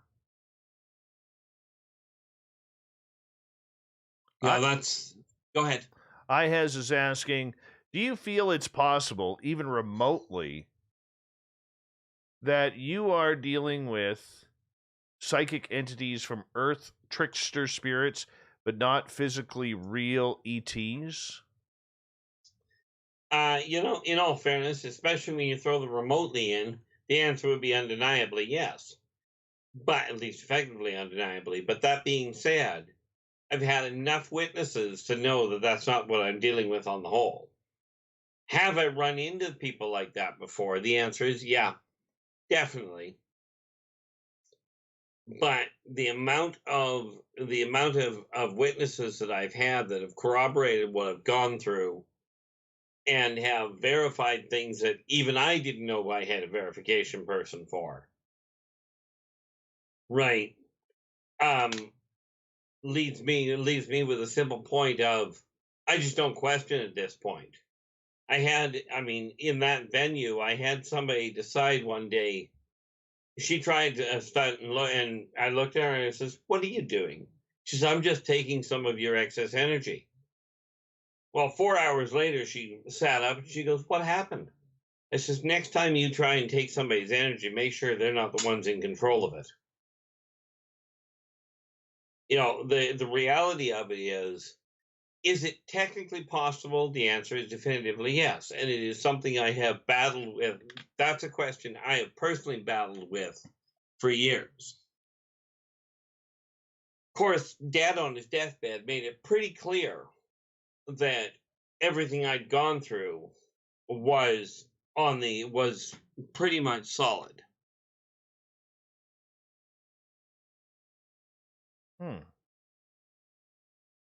Sovereign is asking, what is the proper way to greet an alien? What hand signals? Well, that depends entirely on the alien. Basically, they have learned that if you use a normal, if you use an amicable human method, as in stick your hand out to shake their hand, most of them know what that means. And most of the ones that are, if you will, trained to deal with humans, know that's a human way of saying hi without actually taking offense to it. They spend hours, sometimes months, training so that they know when they look at it that's mankind's way of communicating. Because understand, with man, if you pull a gun on somebody and you put your hands up, some races see putting your hands up as a sign of aggression. Not as a sign of surrender. Because some of the weapons that they've got are designed to trigger when you actually lift your hands. So what happens is you worry about just greeting them in a normal Terran method, and hopefully you're dealing with one that has been trained to deal with humans to start with. Makes sense. Ihez is asking, Keith, do you feel it's possible? Oh, we already had that one. She doubled up on it, or he doubled up on it, pardon me. And Jenny is asking, Keith, are the aliens going to have a big reveal anytime soon? From their standpoint, not a prayer. And the reason for that is this. Mankind has built their entire civilization on fear of difference. Now, according to the off-worlders, humans still look at people with a different skin tone and go, "Oh, that's a terribly frightening thing. That's got to be evil." They are not going to shatter mankind's entire societal and spiritual backbone just to make a few humans happy that I was right. The humans that know that aliens are here have already had their disclosure. And the ones that are arguing the point are not ready to handle it. See, I heard it put one day really nicely, that believing in something is great, but it's a whole lot different than having it right there in front of you. Physically experiencing it.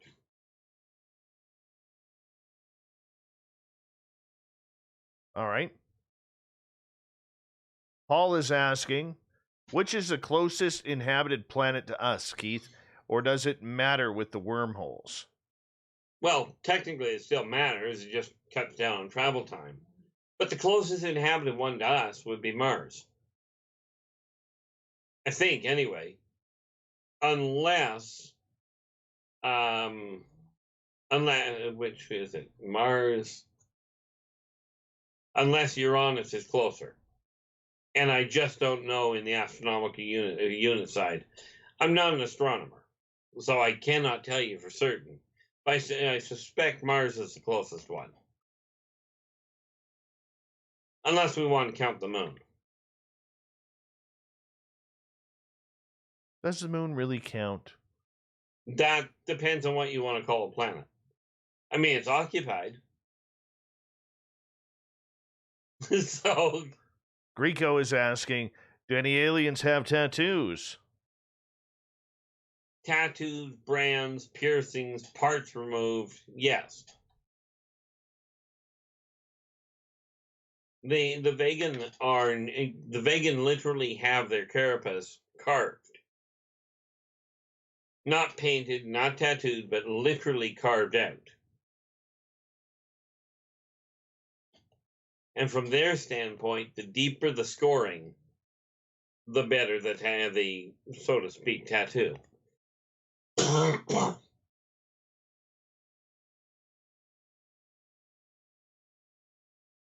right. Sovereign wants to know if any aliens have taco trucks, and if so, where will they be parking to solve or to... I can't even speak. To sell some tacos. Apparently that was difficult. Apparently.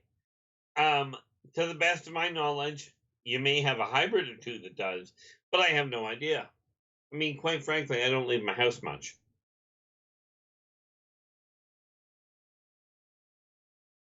But you really don't want, with the ones that have what amount to a taco, you really don't want to eat it anyway. I'd try it. Doubtful. But, hey, you could prove me wrong. All right. Sovereign also wants to know, do the vegans live in areas like Las Vegas? No. I mean, you may have one or two drop in there, but that is definitely not where they're from. Randy, they're actually... Oh, go ahead. They're from 2 wormholes away. Randy wants to know, how do aliens benefit humans? Well, they give humans something to look at instead of each other. But the reality is, if humans actually pay attention to what the aliens are doing, the humans are often inspired to try new technological advances based on what they see the aliens doing. Okay, but exactly how well that is working, frankly, the way I'm seeing society, not as well as you might like. Certainly not as well as I would. Sovereign is asking, who are the centillions that you were talking about? I think we've got a misunderstanding here. The centillions are a centipede race, and quite frankly, I wasn't actually talking about them earlier. Oh, I wonder if he's referring to. I'm just trying to think of what race I was saying that would have come across that way. But centillions themselves are essentially a centipede, which, needless to say, means they've got way more than 2 legs.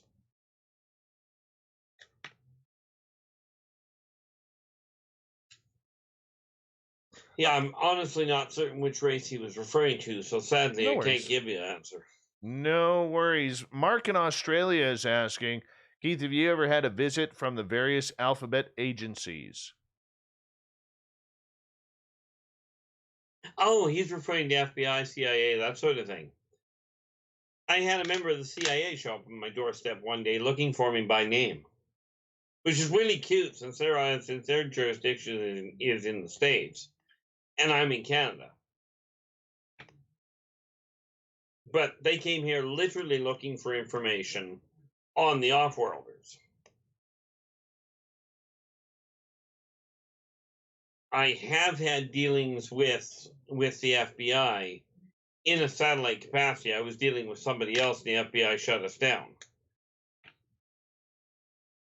But that had nothing to do with alien stuff. Well, that's good. That is good. Moving on here. Chris is asking, how the heck can these aliens travel so far so fast? Because they are not limited by the belief that light is the fastest thing. They apparently read the Hitchhiker's Guide to the Galaxy, aka Belly Button. It's faster, but no, they use something called the OCT drive. Okay, aka the ossidification of the tritransformational equilarity. Sorry, not OC, OTE. Basically, what it does is it picks up the shockwave energy from departing electrons and turns it into energy. Net result, you have a speed capacity that is virtually unattainable or incalculable. And of course, if you know where the wormholes are, and I do mean the wormholes, the black holes you don't want to go through, but the wormholes are a riot.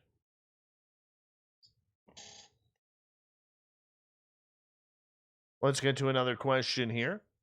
Greco is asking, are humans able to conquer any alien species with today's technology? Concur. Definitely the wrong word. Okay, are they able to bring together, are humans able to relate alien technology with today's technology that we see? Oh, okay. Is it compatible? I do know of a couple of pieces that are being built on Earth at this point that are alien in origin and are being built on Earth. So yes. Is it possible to set them up to be compatible? The answer is yes. However, it is not possible to build a virus on a human computer to install into an alien computer. I mean, that would amount to the same idea as trying to hook an abacus up to an IBM or an Apple. Okay, but can technology be connected? The answer is yes. It just takes a corroborative effort, that's all. Raul wants to know, as we have about just over a minute in a bit here, he wants to know about body parts, body modifications. Which aliens do it, and what body parts do they modify? The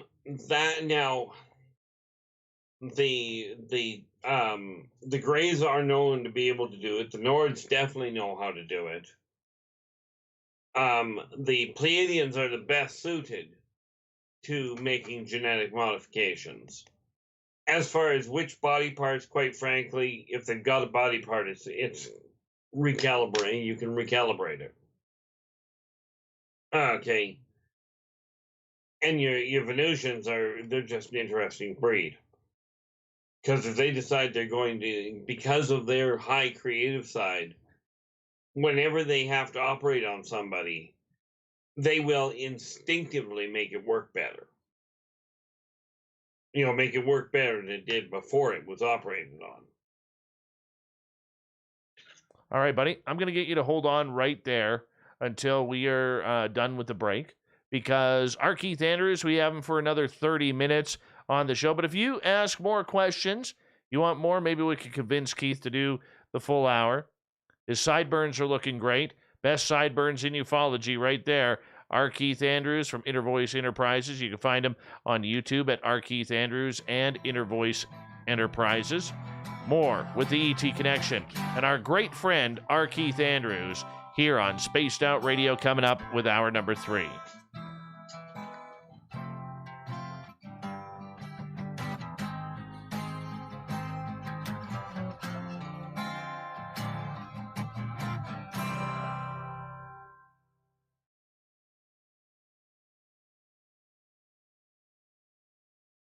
All right, buddy. I'll be right back, okay? Okie doke, I'm not going far. I'm Amber Beckrud, and I want to invite you to subscribe to our YouTube channel and check out Cryptid Tales, where I will take you on a journey into some of the strangest legends and lore from around the world. relaying the stories to you of the strange creatures and experiences that people have had throughout time. You can find Cryptid Tales at youtube.com/spacedoutradio. And while you're there, don't forget to check out our free archives and leave a comment. See you there. Hello, space travelers. It's me again, Carl.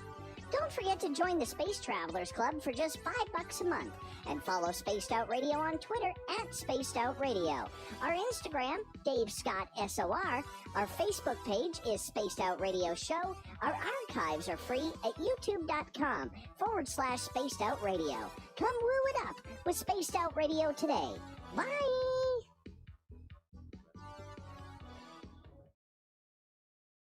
Hello everyone, this is Ryan Stacy from the Experiencer Support Association, otherwise known as TESSA.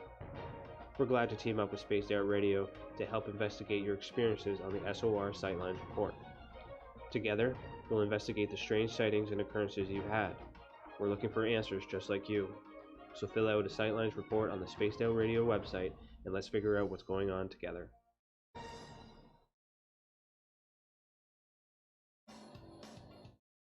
We all know on Spaced Out Radio we love a good beard and mustache, so why not take care of your facial hair with Mighty Moose Beard Oil?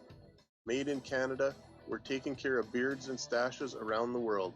We use 100% natural ingredients with our oils and balms to make your whiskers feel silky smooth.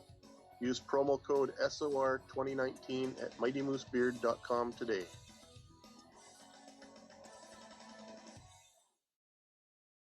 Hello, this is your guitar man Ron Bumblefoot Thorn, and I have to tell you, I love the response I get for Little Brother is Watching from Spaced Out Radio fans. It's amazing how music can inspire and make people think deeper about what's going on in the supernatural world. You can head over to my website, bumblefoot.com, to check out my music, my guitar workshops, my touring, even check out some of the hot sauces that I'm working on. And make sure you keep on listening, because with Spaced Out Radio, you know Little Brother is watching. I'm feeling a little spicy tonight. What to do? What to do? Why not get Bumblefuck? 4 million Scoville units of pure hard rock. Bumblefoot hot sauces come in 3 flavors. The burning tone it down a bit with Bumblicious, and throw the sauce on everything. Spice it up. Bumble me, baby. Bumblefoot hot sauce. Get it today at kajans.com. The SOR Vault is open for business, and do we have some cool swag for you to pick up? All you have to do is head over to our website and click on the SOR Vault. You have a variety of cool logos to choose from, and put them on anything you want. T-shirts, hoodies, hats, coffee mugs, you name it, we can get it to you. So do your shopping by supporting the store you love. Get your Spaced Out Radio swag at the SOR Vault today.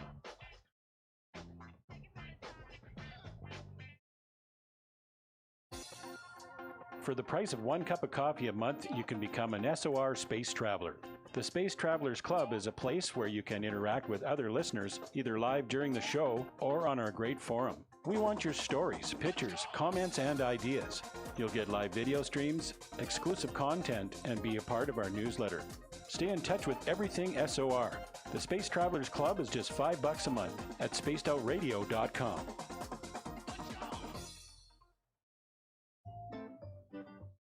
Looking for creative ways to get your company out in the public? How about advertising on Spaced Out Radio? Our sales department is waiting to hear from you, and we can work around any budget. From commercial spots to banners to special promotions, there are many opportunities to get your name and product out to our SOR listeners. For a price guide and more information, please contact us at sales@spacedoutradio.com. All right, buddy, I'm back. Yes, you are. Just in case you weren't aware of that.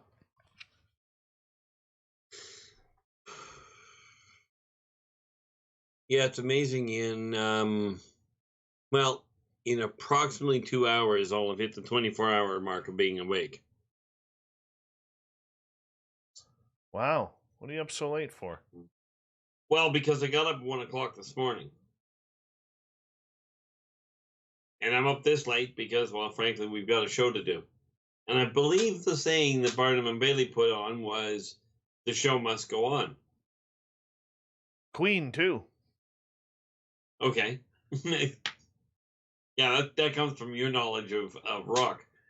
I mean, I know the name Queen as far as the group goes, but I can't even tell you one song that I know that they sang.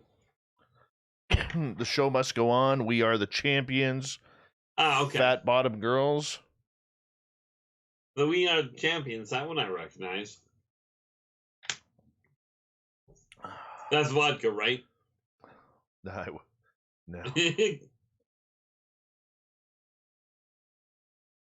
Oh, it's clear liquid. I think they usually call Just it water, but water, yeah. I'm boring these days. From Spaced Out Radio. All right, here we go. We got 20 seconds. Big thank you to Greco and Cat Chaser for the super chats tonight. Really appreciate all of you tuning in. And thank you so much to everyone who is new. Hit that subscribe button. We really do appreciate it. And we're going to continue on with R Keith Andrews here to kick off hour number 3 next.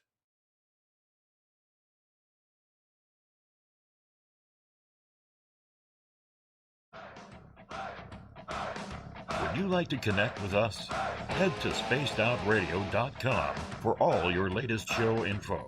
Now, back to Dave Scott and SOR. Third and final hour of Spaced Out Radio is now underway. Thank you so much for tuning us in. My name is Dave Scott. Appreciate you listening in to our weirdness that we call the mighty SOR. Want to say thank you to everyone listening in on our terrestrial affiliates around North America, digitally on TalkStream Live, Revolution Radio, and KPNL. All of our archives are free by going to youtube.com/Spaced Out Radio. Just do old Davey the favor, hit that subscribe button. The Desert Clam has set the password for tonight in the SOR Space Travelers Club. Zamoka. Zamoka is your password. Use it wisely, Space Travelers, as the Clam sets the password each and every night right here on Spaced Out Radio. Our website is spacedoutradio.com, where we have a plethora of features for you, including rocking out to Bumblefoot and reading up on Captain Shirk's SOR Newswire. Follow us on Twitter at Spaced Out Radio and on Instagram at Spaced Out Radio Show. For the final time tonight, maybe. We don't know yet. Keith, are you going to come back for the last half hour? I mean, if these guys want me here, I'm quite frankly sitting in my office at works. All right, let's continue on. PBR wants to know what you know about jump rooms. Well, there's a number of different frames in that. If he's referring to the two training rooms for people learning zero G, that's one set. There are jump points, which are a whole different ball game, but those are for starship intervention.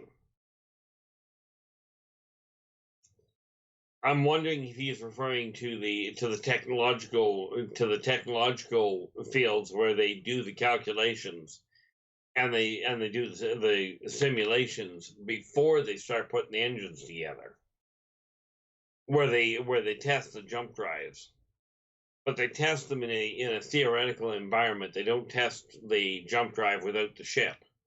Something to do with the fact that they can't. You know, have your engine jump with no ship, you can't get the engine back. Can humans use them? And are we using them? Some of them, yes. Not the interstellar ones for obvious reasons, although some humans have been on them. They just don't, because of the way that they work, humans have not figured out how to work with them properly, but the early parts, the zero G rooms, absolutely. Okay, the electromagnetic field involved in the physical jump, though, is extremely disruptive to the human nervous system. And this is one of the things that the off-worlders are trying to figure out, is how to actually make the jump rooms capable, like delicate enough to handle human physiology. I mean, I saw some of the reports that they had on the earliest jump runs they had with trying to get humans to go places. It was fascinating, gross, but it was fascinating. It's kind of like when the merfolk decided to start taking humans underwater to take them down to their world, down to their cities. That didn't work out so well for the humans either. See, humans are easy to repair, but they're extremely fragile.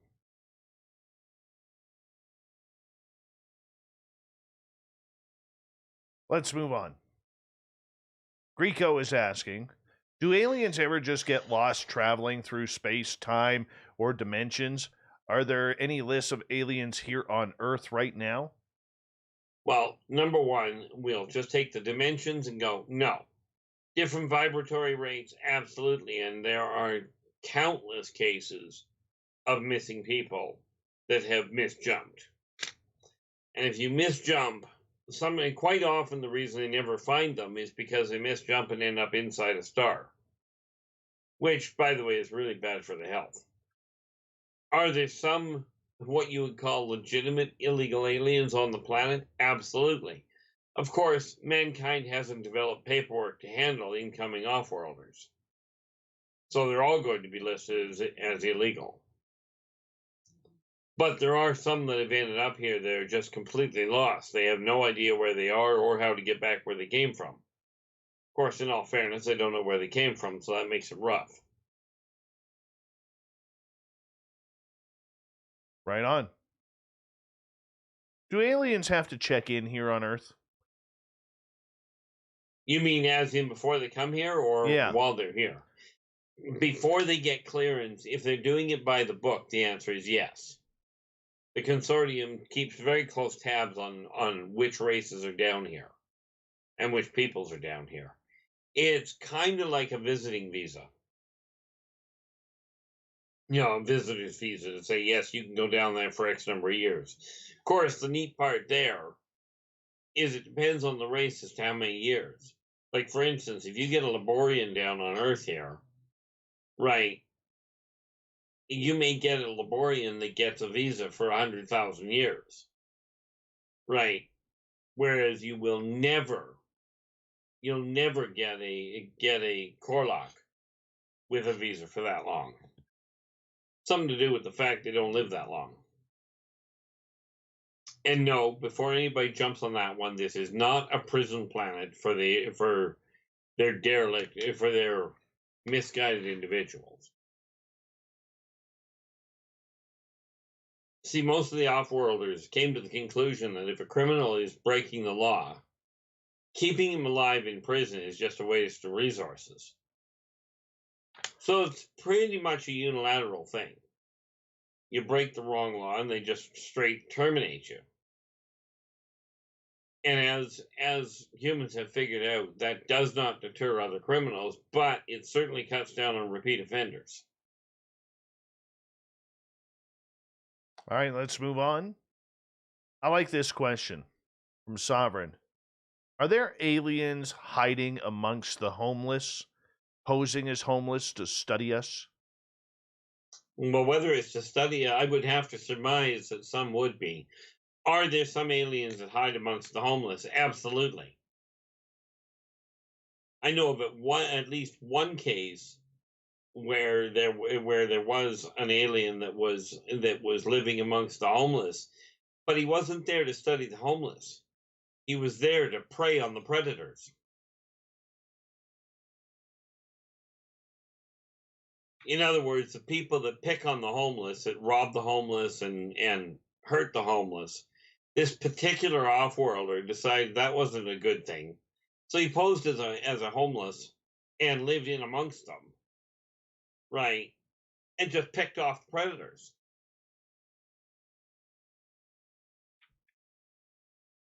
Which I'm not sure if humans think that's a good thing, but he seemed to think it was a great idea. Raul is asking, what parts do the aliens have removed, or can they have removed? Depends on the alien. And presumably he's referring to which ones can be removed and then still survive, because you can remove a lot of parts from people and they won't live through it. But if we go to the vegan particularly, they literally have parts of their carapace carved out. Right, as in, like, not all the way through to draw blood, but to just simply, leave a solid mark. All right. Sovereign wants to know a little bit of a controversial question here. Keith, what do you think about UFO researchers in the past being taken out? Who's killing them? Alphabet agencies, aliens, with dues, aka heart attack guns? Oh, okay. Yeah, or things like that. Neat little weapon called a coagulator. But in all fairness, that's got to, from my standpoint, the off-worlders don't care. Right, from their standpoint, it doesn't matter. Therefore, by process of elimination, you chalk it up to the alphabet agencies.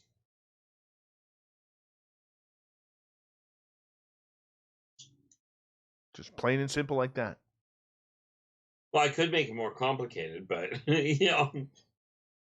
Greco is asking, is there a consortium chair alien, and can he be removed, or she, or it? The answer is yes. Okay.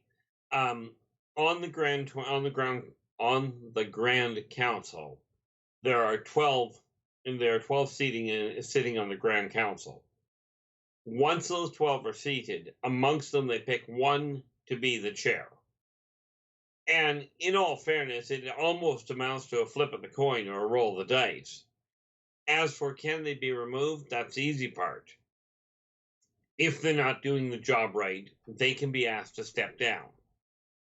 By consortium law, if you are asked to step down, you must step down.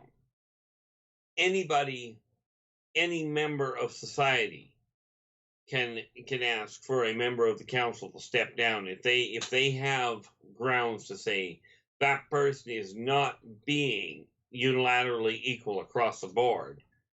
Anybody can provide that information and go, this says he should step down. If that is the case, then he must step down. If he refuses to step down, frankly, he's terminated. Right there on the steps. Sounds a little rough. Well, they don't see it that way. They actually see being demoted, as it were, is not seen as an insult. It is seen as simply recognizing that they were not up to that task. And therefore, that still leaves them open to get back into the saddle down the road. But it's not like the reality is they don't have we've got a 4-year term. It's you've got the job until you can no longer do it properly, or until somebody else can do it better. Audrey and Jamie are asking, does astral projection, astral travel, lucid dreaming, etc., have a connection to ETs? Not in the way that she seems to be inferring, or that they seem to be inferring. Astral projection, astral travel do put you in a better position to be able to get to the ETs in a controlled environment from your standpoint. Lucid dreaming is excessively counterproductive, in my opinion. But it has nothing to do with the issue of connecting with the ETs. Because the moment you take control of your dreams, you bypass the entire purpose of them. But the astral travel is not propagated by the off-worlders, but it does give you easier access to some of them. All right, let's get to Eric Cooper, good friend of ours. He's asking, Keith, what do you know about us being on Mars now, and what is the off-world opinion? Well, number one, we've been there for, where are we? 2020 puts us there for about 45 years now.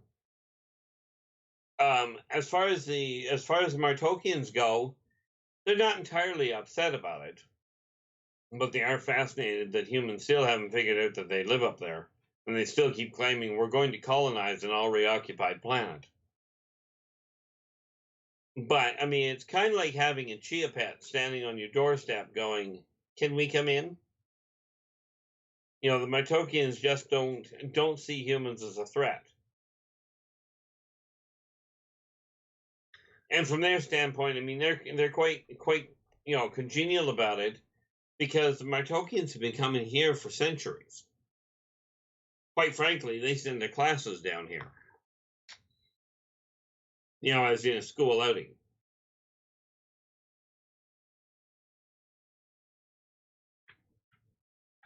Jenny wants to know if there are humans on the Intergalactic Council. No. There is not as far as the Intergalactic Council is concerned, humans are not mature enough. They are still, mankind on the whole is still so based in fear and prejudice, that they're not ready to stand there and be non-judgmental on the whole. Off-World Adam wants to know, is Canada harboring extraterrestrials? Harboring would indicate that Canada is hiding the extraterrestrials from somebody. And to the best of my knowledge, the answer is no. Although, are there off-worlders that are in Canada? Absolutely. Are there extraterrestrials that are hiding from humans on Earth? Absolutely. But is Canada, to the best of my knowledge, hiding them? No. Wouldn't surprise me to find out that they've caged a few of them. But we don't usually call that harboring so much as kidnapping.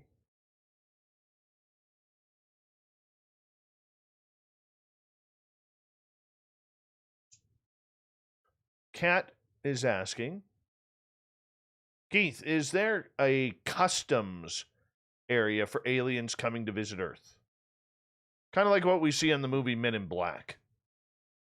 In a manner of speaking, they do have to go through protocol. And first of all, they do have to get permission. It's not as drawn out as Terran customs, because their methods of assessing threat is so much quicker than what Terrans use. But essentially, they have to get clearance to come.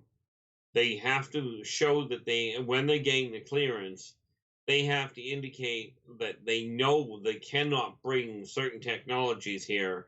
They cannot trade certain information with anybody down here. Right, like they keep very clear tabs on it.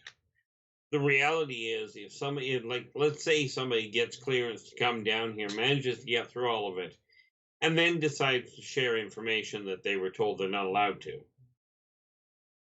the net result is the individual that made the transgression is picked up, as is the person that was given the information.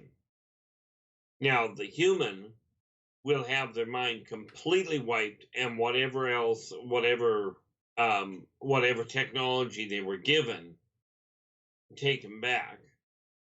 The offending off-worlder will be summarily terminated in a very public fashion. And they do it right there, right smack in the middle of the customs station. Paranormal Heart is asking, are there humans living on other planets right now? I know we've discussed Mars and Earth already, but anywhere else? Yep. And no, I cannot begin to give you the number of places. Mankind has been off of Earth for a very long time. Individuals have been a lot further than mankind on the whole. I know of a few cases where there are a couple of humans that are living over in. Well, there's a couple that I know of that ended up over at Zeta Reticuli. Well, that came out well. Zeta Reticuli. Okay, there's a few that have ended up over on Alpha Centauri. And even in Sirius.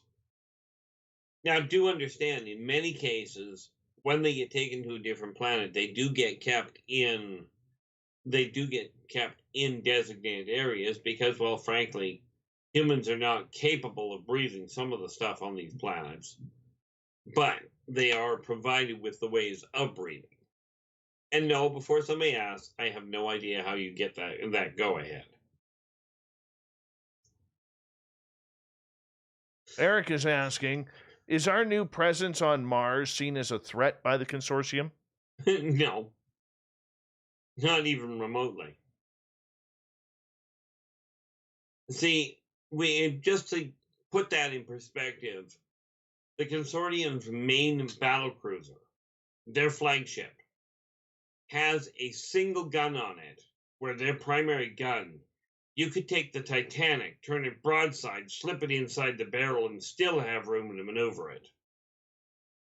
Mankind has not got a prayer of doing a thing against the off-worlders in a combat situation. Basically, if you take a look at Mars, it's kind of like a tick getting into England. This next question makes me laugh. From Michael Leger. Do any races of extraterrestrials like to nag or guilt their partners? That happens in every corporeal life. Heck, that happens amongst a lot of the animals on Earth. And I don't mean what people call sentient ones. But yes, that happens in every walk of life. And yes, the extension on that is children are chastised by their parents or by society in much the same way that it happens on Earth. Of course, sometimes it gets a little bit more complicated, but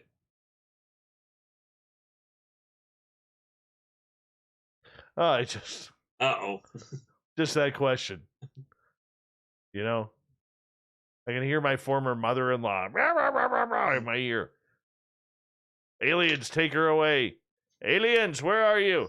All right, we've got just over a minute here, Keith, and we got time for one more question from Greco. What is at the center of the universe? Everything that isn't elsewhere. Do we even know where the center is? Science Bob, I know you're listening. Do we know where the center of the universe is? Is it possible to tell? In all fairness, I don't think anybody knows where the center of it is because it didn't start in one place on its own. Well, according to livescience.com, there is no center of the universe. And that I would agree with. If you think of it this way, the Big Bang that everybody talks about was multiple positions all at the same time. Okay, it was not just one starting point. Think of it this way. Take a bucket of water, and you remember the old pea strainers that you put over top of the pot? Yes. Take a bucket of water, put one of those on top of it. Each one of those is a black hole. Now, take that bucket of water and flip the whole thing, lid and all, over. There's your Big Bang. And bang like that. Keith, we're going to get you to hold on. We're going to forego the news and the thought of the day tonight and continue with the audience questions. I still haven't caught up. The audience loves you. So we're going to keep on rocking and rolling with R Keith Andrews, who will take it right to the end of the show. Spaced Out Radio and the ET Connection happens again right after this. Stay tuned.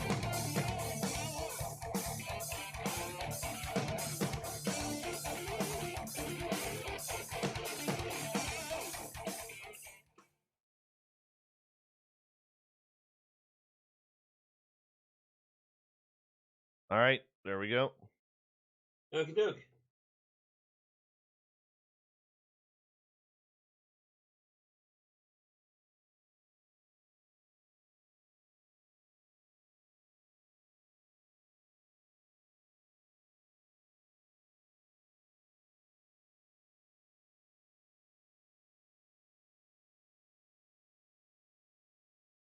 Yeah, I catch a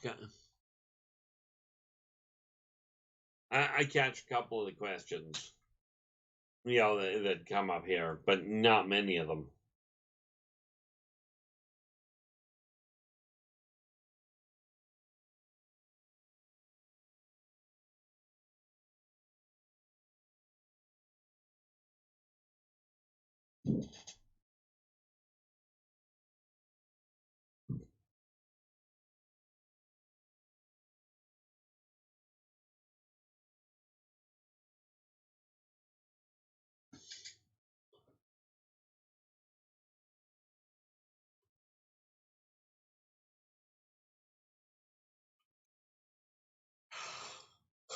That's a good yawn. Solid manly yawn. Yeah, well, been a while since we've done a 24-hour run. Yeah. I'm way too old for that, man. Well, in all fairness, I think I've got a couple of years on you. I think. Yeah. Oh, yeah. Of course you do. I'm way younger than you. I think you got. What year were you born? 68? 3. 63? Okay, Yeah. you got 10 years on me. Oh, there you go. Yeah, that's not bad. This age is still able to pull a 24-hour and still be in functional shape. You're gonna be the big 58 this year. Or you just turned 58. I'm turning 58 in 2 months.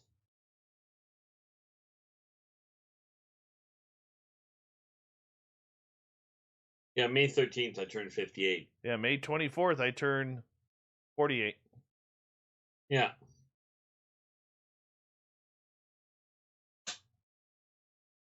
Gee, just think, we might just get back on the road in time for your 50th birthday. No, it'll be this year. I'm feeling it. Well, like I said, I get an invite. I will get the time off and go. But well, you always got the invite. Yeah, well, they've got a border closure right now that causes a problem.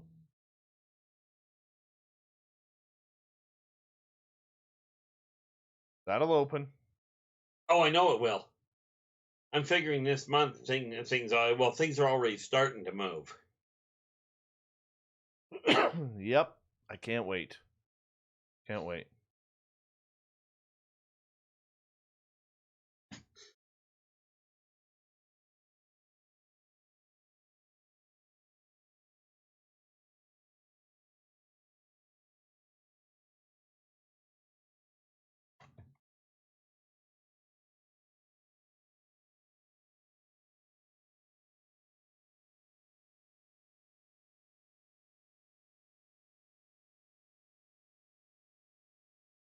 Hey, we got about 90 seconds, Keith. Okie doke. I'm not exactly going very far.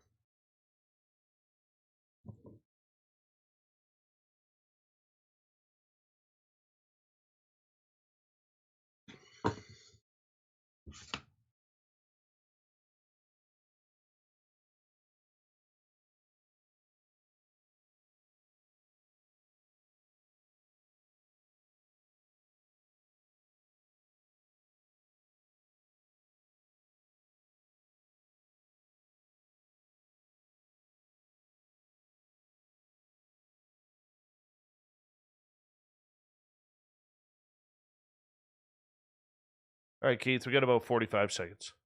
Okie doke.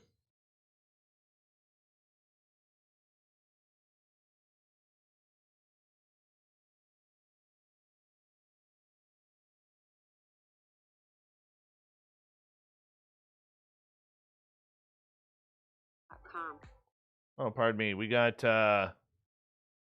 we have about 25 seconds.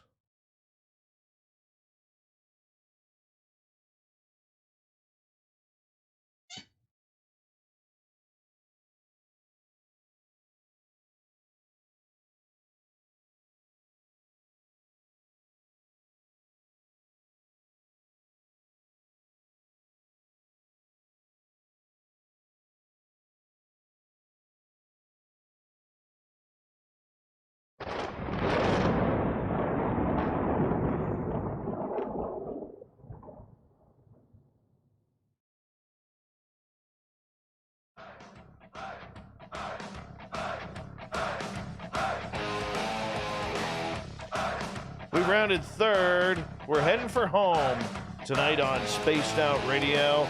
My name is Dave Scott. Thank you so much for taking the time to join us. I really do appreciate earning your listening ears.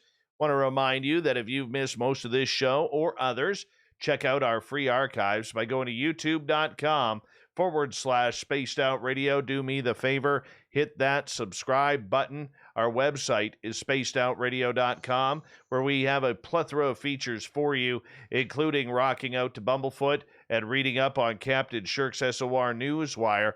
Follow us on Twitter at Spaced Out Radio and on Instagram at Spaced Out Radio Show. We're going to skip the news tonight. We're going to skip the thought of the Dave. We're going to stick with our good buddy, R Keith Andrews, for the ET Connection. We're having a lot of fun with Keith, rocking and rolling on the questions that you guys are asking him in the chat rooms and on Twitter at #SpacedOutRadio. So, Keith, let's do it, man. Absolutely. I don't have a problem with it. I'm actually really happy that the questions are coming in this way. It always makes for a better show. By the way, we should say a big, big happy birthday to the Desert Clam, who sets our password each and every night. It's his birthday today. And Clam, we thank you for everything you do for this show and make us sound good each and every night with the password. I don't know where you come up with them, but happy birthday to you. And, I hope you have a good one, and your next trip around the sun is just as good as well, my friend. All right, Actually, Keith. I'm hoping his next trip around the sun is better than the last one. Yeah, for all of us, too. Let's go. All right. Sovereign is asking, what are the reasons a Park Draco submarine airship would be decloaked?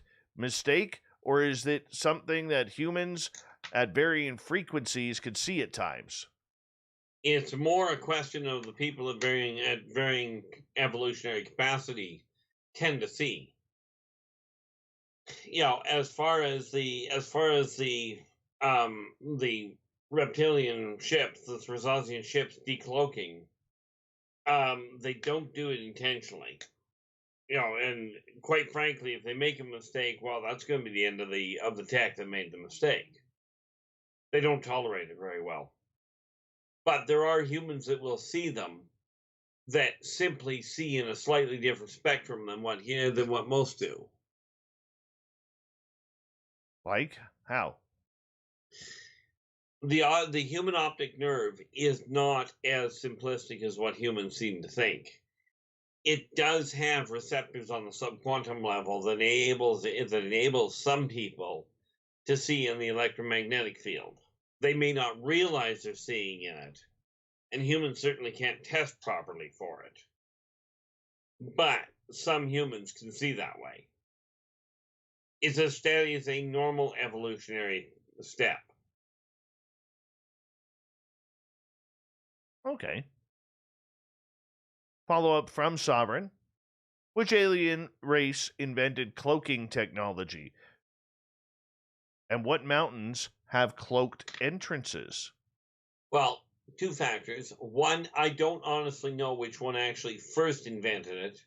I know there's a number of them that use it. And I'm not about to give any information on coordinates of cloaked locations. It's not going to happen.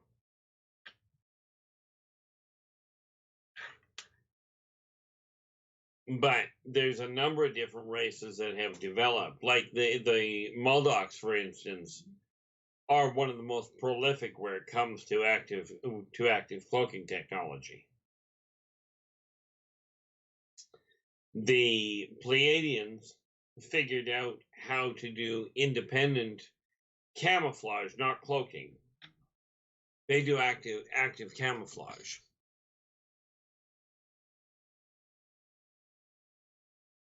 All right. Let's continue on here. Ride Till I Die is wondering, and welcome to the show, welcoming him to the chat room. Are there any active bases on the moon, especially on the dark side? Yep. The whole flaming civilization over on the dark side, what they call the dark side, and I'll tell you, it ain't that dark. Where's it getting light from? Sun? Sun. And they call it the dark side of the moon because man can't see it. But I'll tell you, the sun is on the other side of that moon. Yeah. True that. Can't really argue with that. Probably get a good tan there. Yeah, you can. If you're not careful, it's called a crisp. Sovereign is asking, Keith, have you found out the reason some aliens laser cut the tops of pine trees? Quite often, that is literally a training process. See, you can clip the top off a tree, much like you clip the top off of somebody's hair. And you don't damage the parent. So they do that to literally train their youngins, train their hatchlings how to actually work the equipment. And it's so much safer than taking the hair off the top of a human. They better not touch my hair. We're saving it, according to Dirty Filth, we're saving it for Skinwalker Ranch. Oh, okay. Oh, pardon me, that's my beard. We're saving my beard for Skinwalker Ranch. That's what we're doing there. Well, teach their own. Keith, do you agree with the story from the raw material about Sasquatches coming from Mars? What about them coming from Lemuria? Not even now. Lemuria would be more likely, but Mars not at all. Lemuria itself, they've been around here that long, that's for certain. Did they originate there? Not exactly. But were they in Lemuria? Yes, just not under the same capacity. Well, actually, in all fairness, they were under the same capacity they are now. But no. And we'll get into that argument some other day, Dave.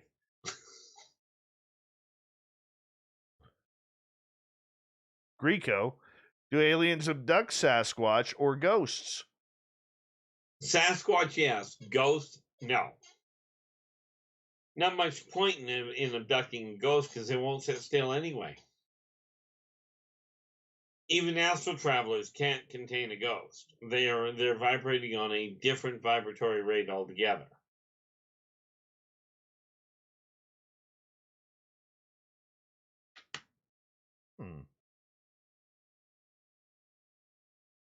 Sovereign wants to know, is there an alien race that is spliced with a pig? Not exactly spliced like with a pig, but is there an alien race that is very similar in configuration to a pig? The answer is yes. But we're not talking about them being evolved from the Sovine race.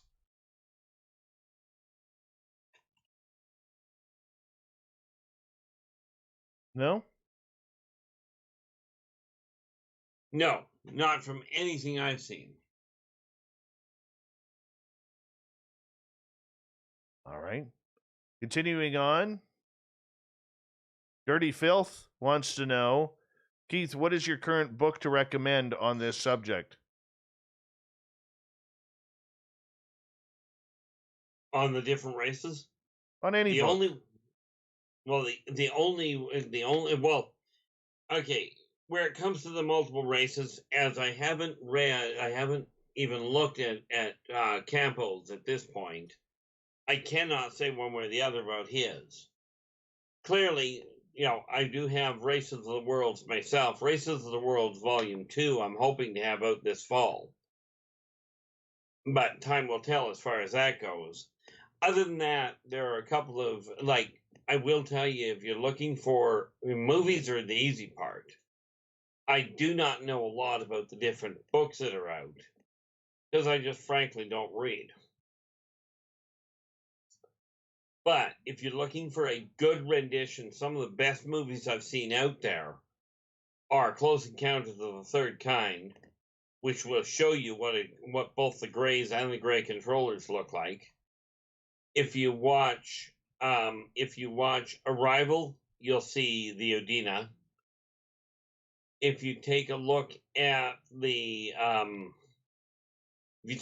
Predator, you'll get to see what an actual Muldock looks like. The Chick-Chock you'll see in Alien, as in Sigourney Weaver in the original Alien.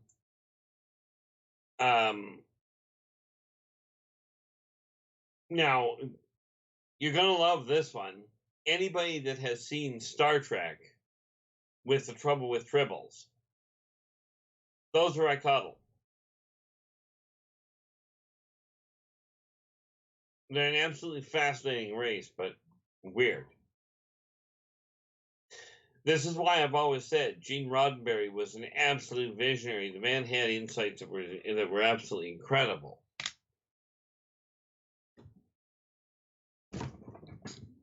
And then, of course, we've got Jupiter ascending, if you want to see what a Tormenon looks like. You know, those are some of the movies you can see. I just haven't read. I will tell you, Bud Hopkins' books are amongst the best that I've come across, but I'm very poorly read.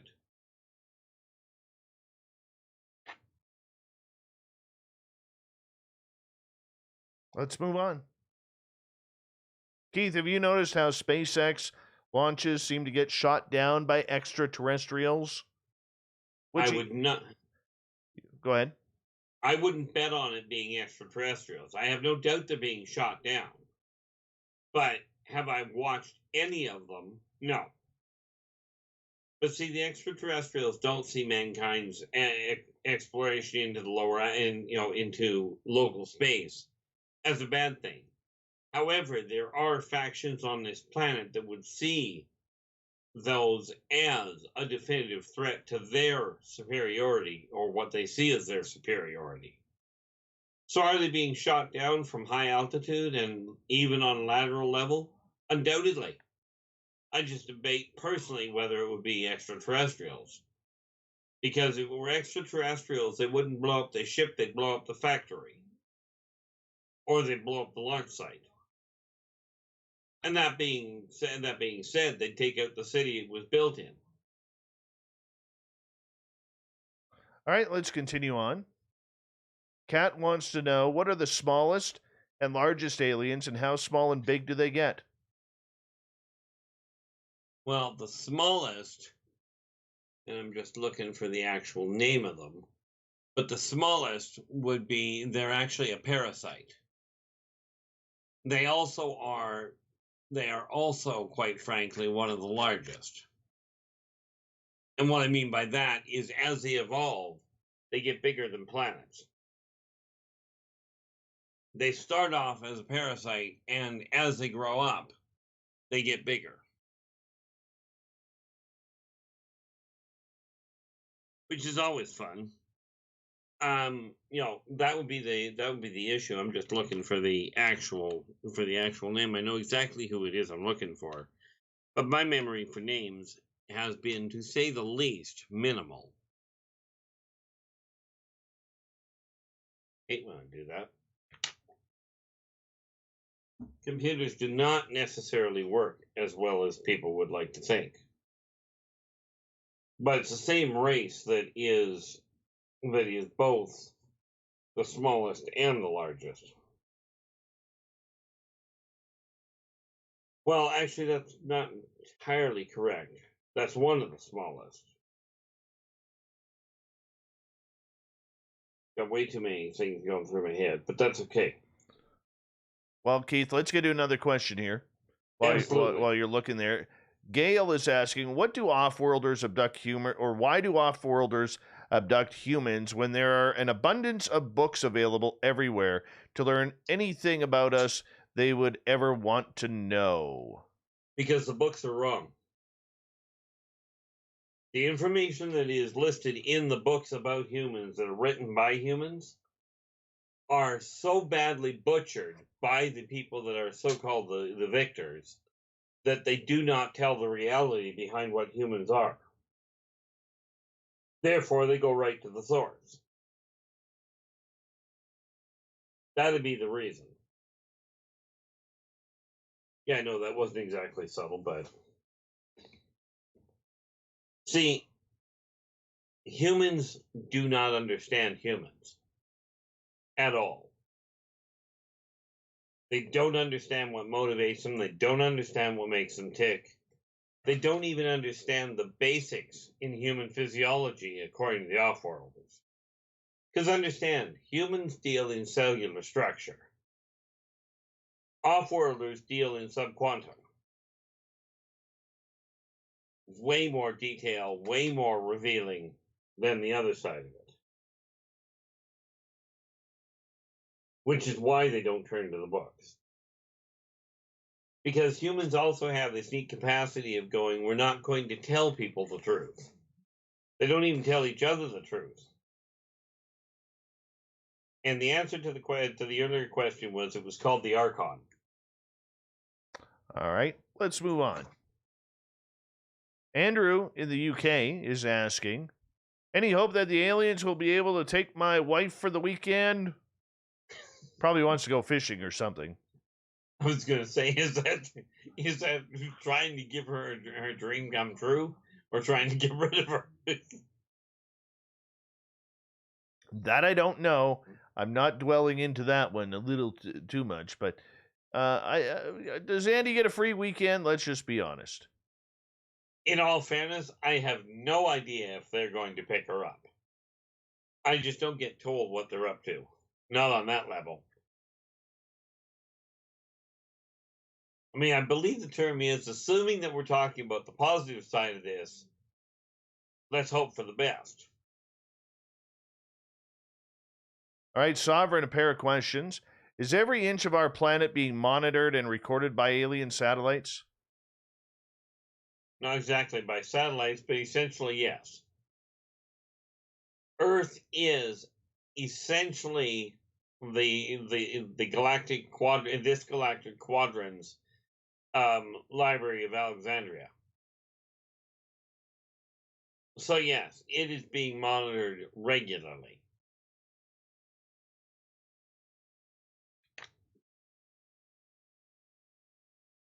Another question from Sovereign. Are there a majority of humans under alien mind control? Are there a majority of humans? Are the majority of humans under alien mind control? Absolutely, in my opinion, unequivocally, no. Humans are just plain naturally dense. And they have a tendency of following the easiest path where they don't have to make their own mind up. You know, people have been taught to be, shall we say, a little counterproductive. But no, the aliens are not permitted to do that sort of thing. And of course, then we get the question of, well, is it possible that some of them are broken code? Certainly it's possible. Fatal, but possible.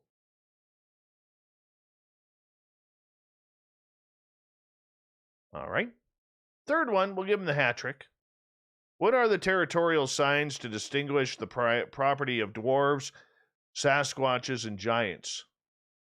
Well, giants aren't on the planet much, and there's a few giants, but they're on the inside.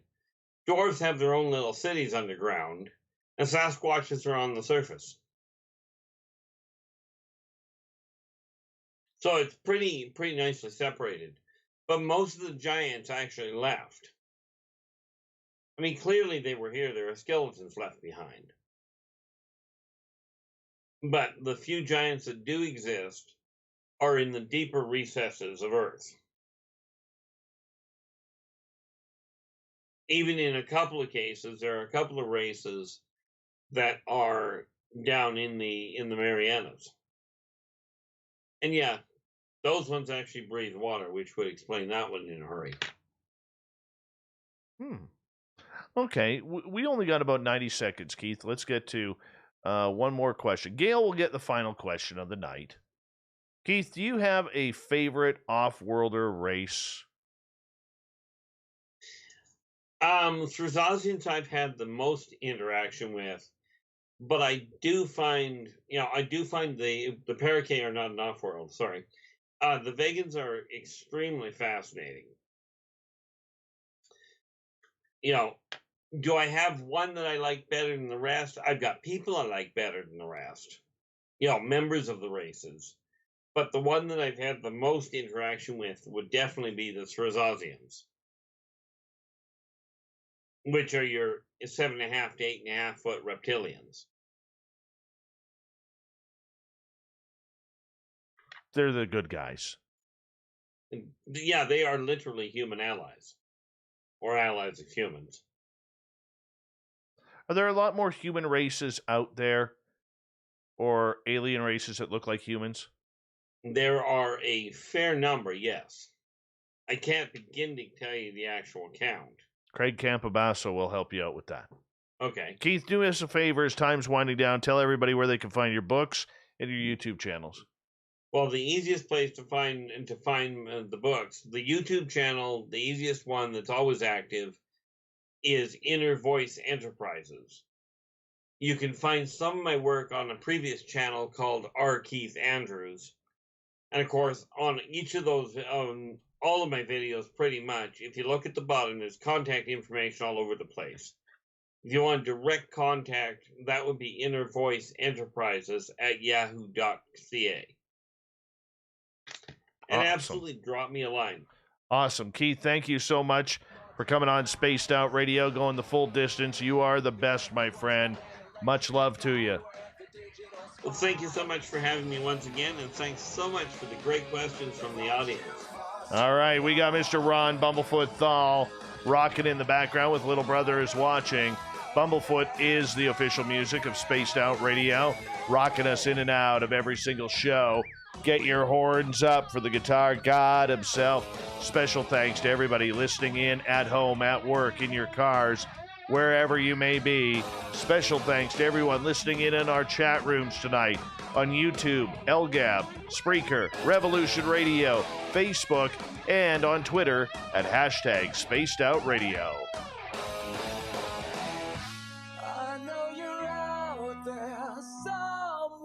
Remember, this show is copyright by Spaced Out Radio and SOR Media Ventures Limited. Thank you so much for choosing to share your evening with us, because together, my friends, we're watching. We own the night. Mr. Bumblefoot, we need a favor. We need you to take us home.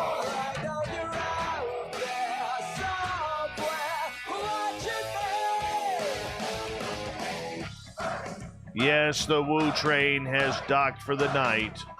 But soon, my friends, we shall ride again. Your seats are always available. Your tickets never expire. And if you want to bring a friend, we've got room for them too. Good night.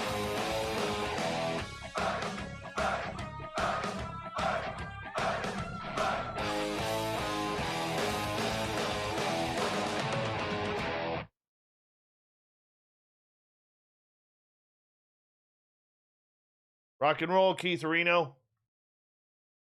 Hold on, I gotta turn you up. There you are. Heck of a show again. Rock and roll. I'll let you go get some sleep, brother. Okie doke. You take care. We'll talk soon, okay? Absolutely. All right, bud. Take care. Okay. See you later. Ciao. Love him. Love him.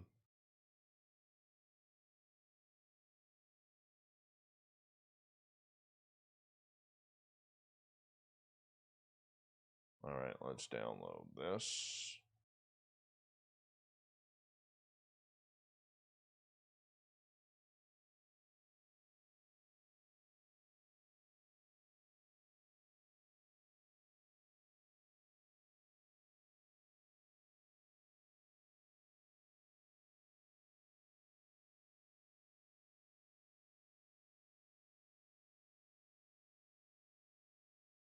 All right, we're downloading the show. I'll be right back. I'm just going to catch a bathroom break. Let me know what you think of the new beanies, everyone. Got the green We Own the Night on there. Looks gorgeous. It's really bright, too. They're comfy and really light. That's what I like about them. All right. Be right back.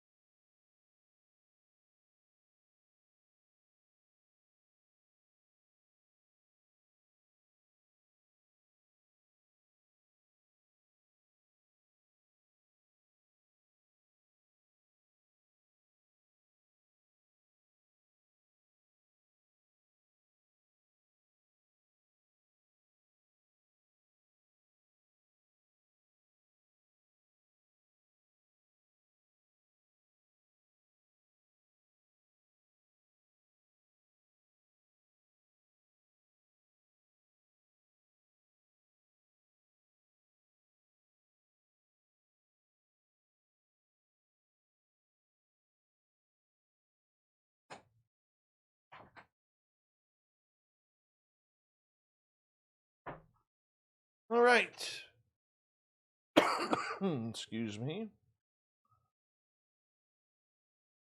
Where did I go? Oh, yeah, it's right here. Good show with R Keith. Good show.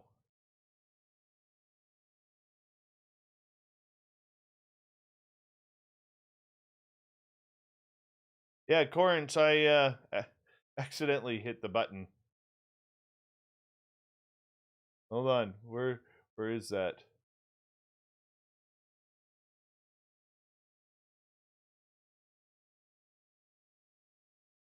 Oh, that was me accidentally. I accidentally clicked on it. No offense. Not trying to stir anything up. Not trying to stir anything up. That was my problem. I accidentally clicked on that. We only got the one wrench, and that's Corinth, the booking guy. My fault after I caught that.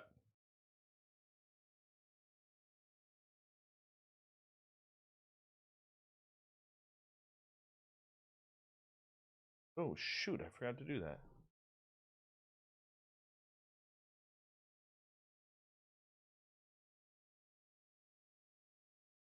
God darn it.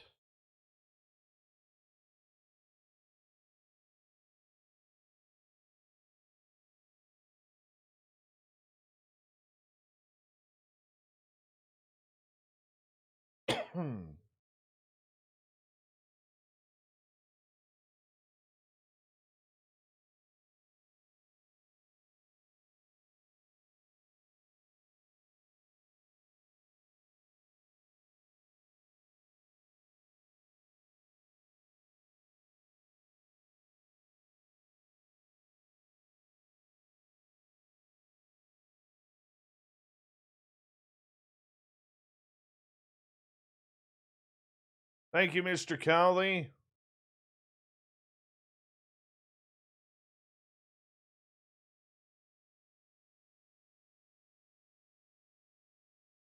You are obscure cartoon guy.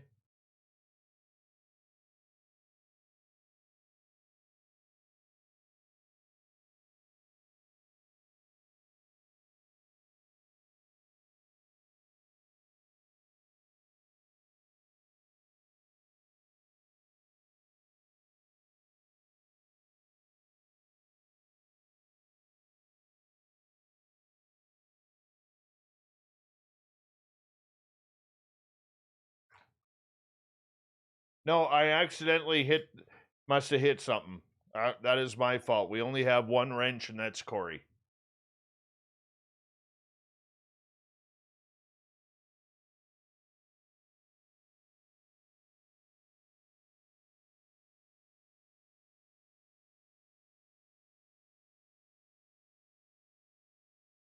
When you're doing everything at once like I am, sometimes you hit the wrong buttons. Love good hummus. Is your hummus homemade, Rico?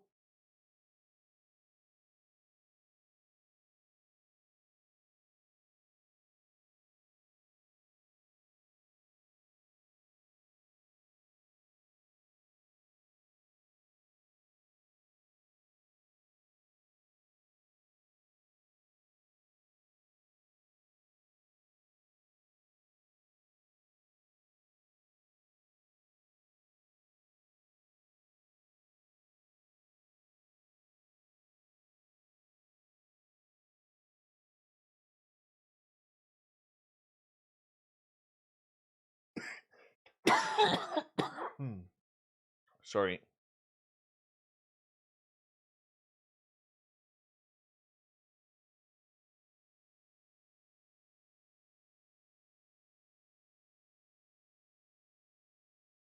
What up, applesauce? How you doing?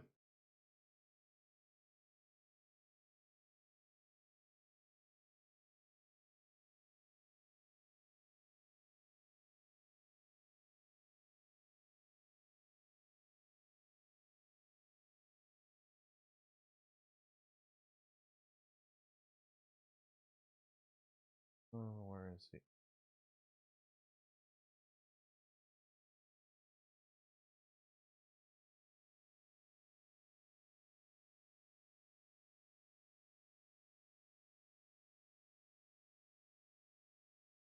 Thank you, Jenny.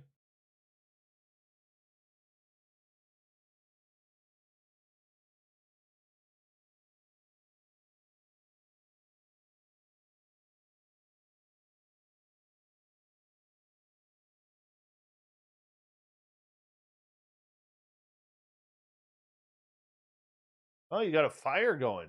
Nice. I had a fire going earlier. Somewhere in my area, there was a chimney fire today. That's scary. Got to keep the chimneys clean. Have to.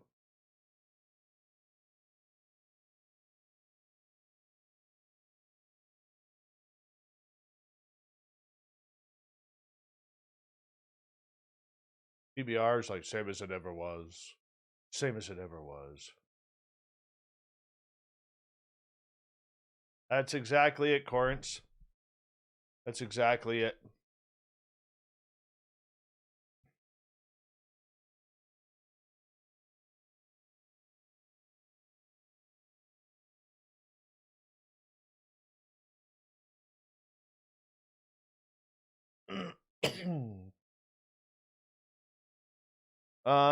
Carl, hey Preston, how you doing, man?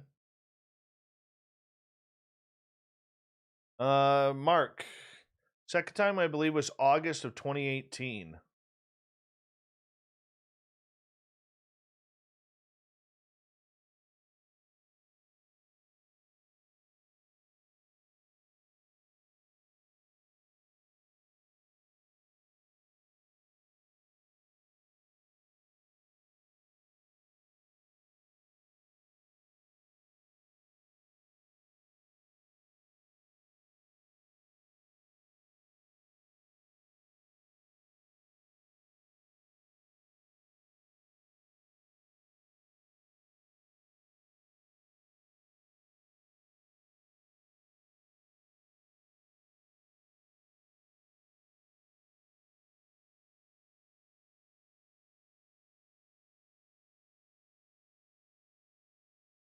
I'm not sure if any interaction.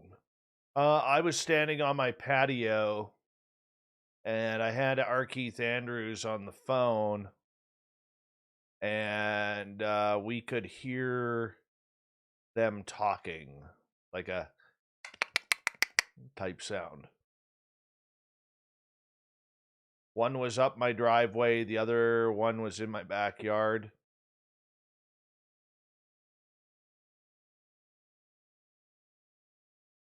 Kind of cool.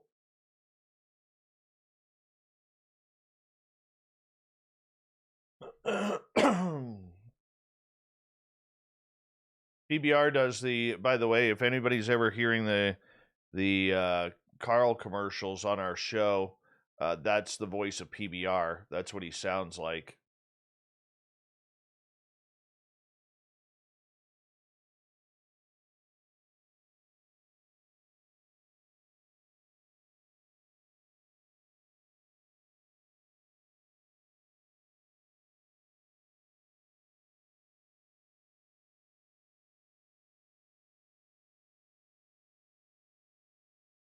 In 2 seconds here.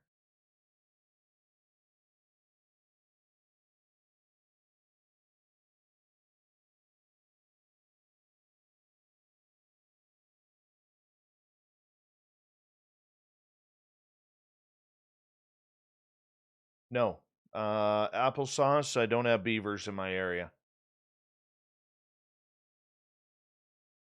I'm not doing the sound justice for what it sounds like. So, it's the only thing I can really do to make it kind of sound like it. Kind of cool.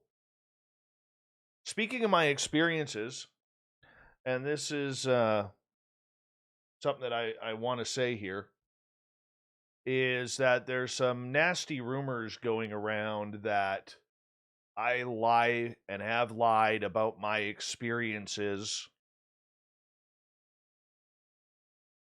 And I'm going to tell you guys point blank, that's not true.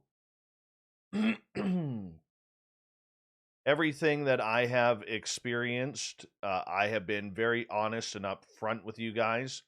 The majority of my experiences I have had witnesses to. And if you guys ever have any questions about my experiences, I have no problem telling you what I know.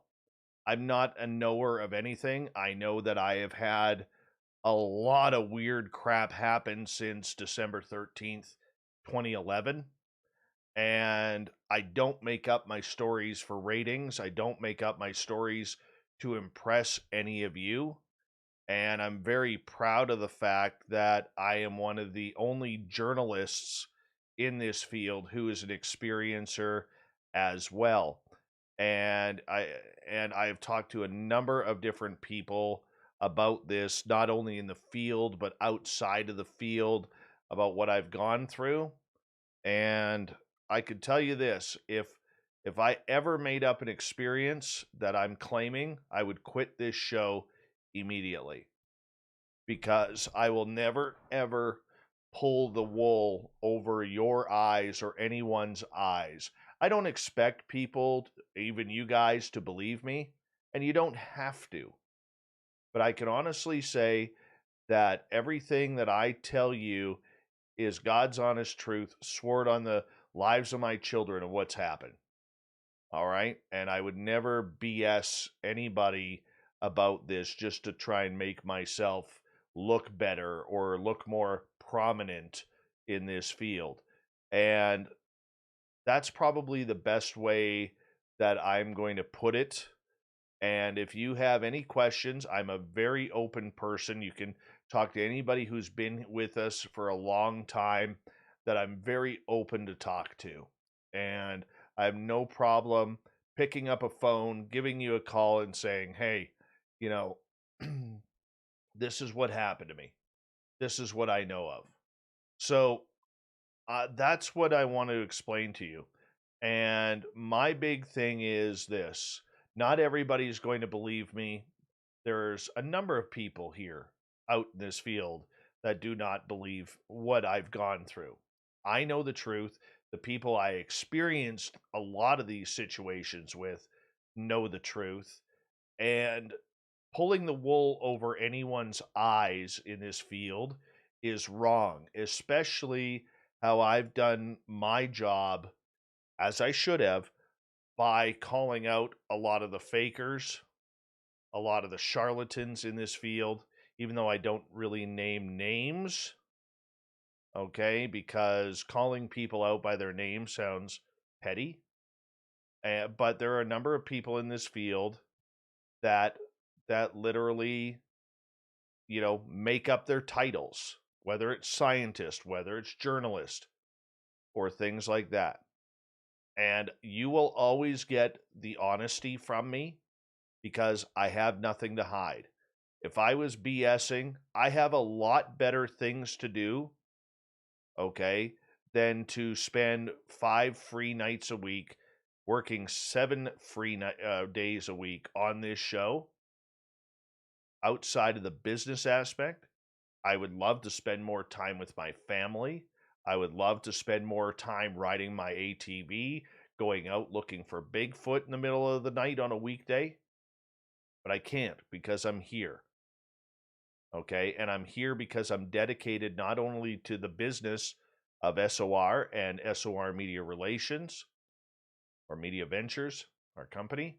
I'm dedicated to my partner, but most of all, I'm dedicated to bringing you guys great entertainment each and every night. And that's what I continue to do. That's why we have Corey busting his ass every night hard in the chat rooms and getting fantastic guests for us. And he prepares me so well. Okay, that's why we have Kate doing our social media. That's why we have Gail doing the news. That's why we have, you know, Ashy doing what he does behind the scenes as my business partner. That's why we have Chuck getting us syndicated radio stations. And right now, we would love to have more radio stations on board. But the reality is, through this COVID crap, Okay, radio stations aren't changing formats very much unless you're shutting down sports radio stations in Canada. So the big thing for me is, guys, I will never BS you guys on my personal experiences. It doesn't behoove me well. It wouldn't behoove the show well. It wouldn't behoove your own trust very well for me to do that. I'm not an egomaniacal person to do that. Of course, you have to have a little bit of a chip on your shoulder to be able to do this and be a little bit tough and let things bounce off of you every now and again. But the big thing for all of you is you'll always get my best. You'll always get the best out of the team that we've put together. And we're going to work hard. And we got some cool things coming down the pipe very soon, including potentially another Saturday show, which I know you will love the host. I know you will love her. And this is even, I'm going to keep that quiet because I know I'm going to get a what from Gail. Gail, I will fill you in tomorrow about that. And Corin's the booking guy. This person, she will likely be booking all of her own guests, so you don't need to worry about that. And we just got to work out the logistics, but I'm just waiting for a phone call to confirm that. And I know you guys love this person, and she, you will recognize her voice and who she is. And once, if she says yes, then she can have the Saturday nights. And that way you guys got programming 7 days a week again. And, you know, just support her as much as you do us. First, it's not going to be on the YouTube channel. It'll just be on the Spreaker side. So you'll have to go stack the Spreaker chat room. But we'll make sure that all of you guys are set right up for that. But I think this person coming in, when she came up to me and we had a talk earlier today in my busy day about taking it over, it is not Nicole, PBR. If you guys guess it, I'll tell you. If you guys guess it, I'll tell you. It is not Nicole Sasquatch. That young lady is working her butt off right now. But I think that it's not Geraldine. I think that you guys will absolutely love her. Oh, it might be, Jenny. It might be. It very much might be. I'm not giving in anything.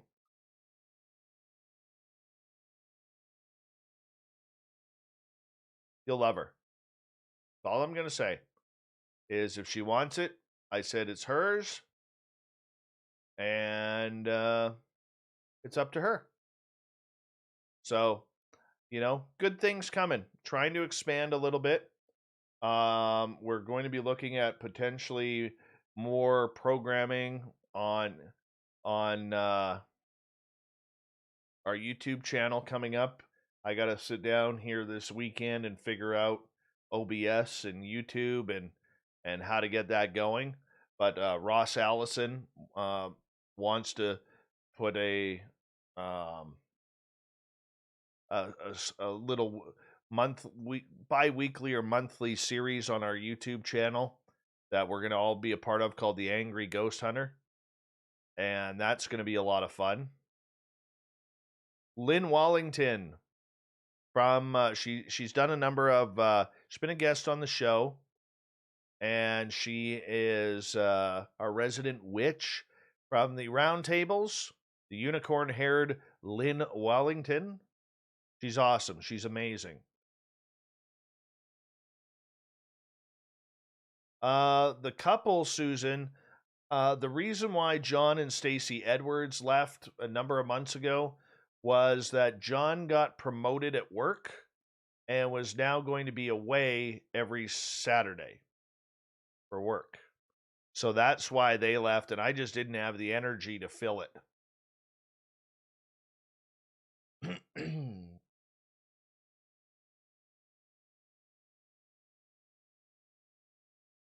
But getting back to close out the conversation on the first part, we'll never BS you here with Spaced Out Radio.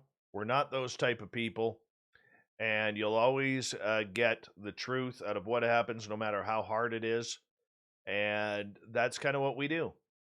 And I know all of you guys appreciate it. I know that you guys have, our audience keeps growing and getting bigger and bigger, and it's honestly, it's quite humbling. It's a humbling experience to be a part of. And when you have good people working with you, it makes that job coming into this studio on a nightly basis that much easier and that much better. And it makes it a lot more fun. To be absolutely blunt, it totally makes it a lot more fun. And so that's kind of what we're going to continue to do. And, we're going to keep sounding great. We're going to keep sounding great.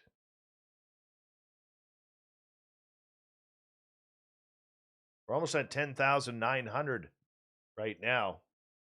We're like 11 away.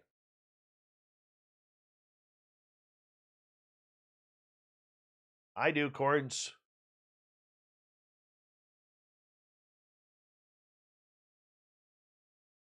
Oh, that's the other thing, too, because there's some people on UFO Twitter who don't like the fact that we're an entertainment show. Yes, Rich does the ads for the Moose Vancouver.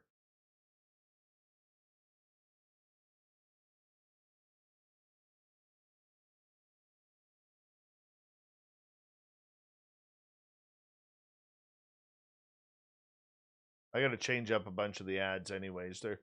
They're old and stale. I just haven't had the energy to do them. I'm supposed to cut some commercials here for the local radio station. I got the scripts today. I'm like, yeah, I'll do them. And it's like, great, putting more stuff on your plate, Dave. Good job. What the hell? I don't understand this. Okay, so there's those ones.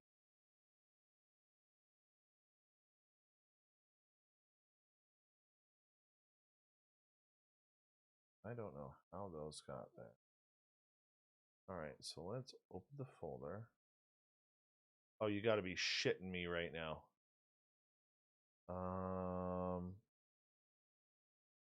Just converted these.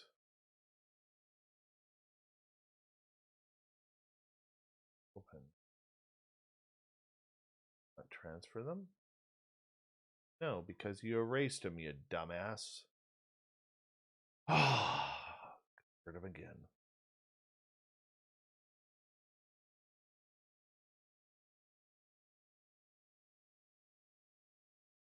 That's what happens when you do too much at once.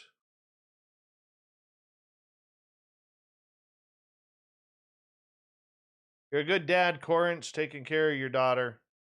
That's the main thing. Light formed, how you doing? What brings you here?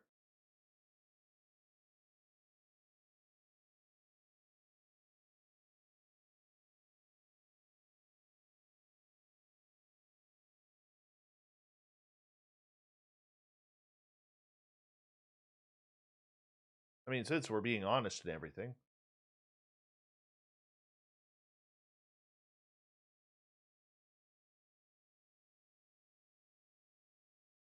I don't really like... I mean, I have fun, Bomber, changing up the commercials and doing the commercials and everything, because it is kind of fun. But considering we don't really use them anymore, I don't know if I'll just keep it at dead air and just keep the time slots, or figure out I'll put something else in there.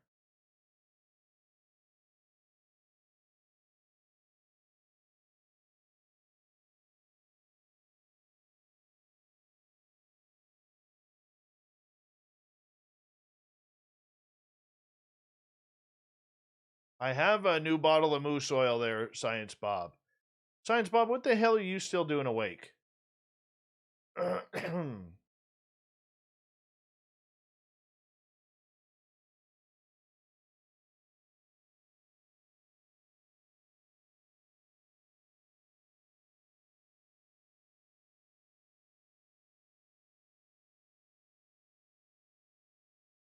Yeah, what am I trying to do here? I gotta go here.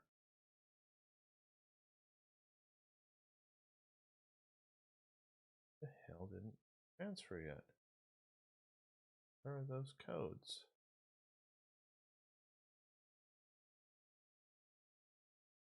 There they are.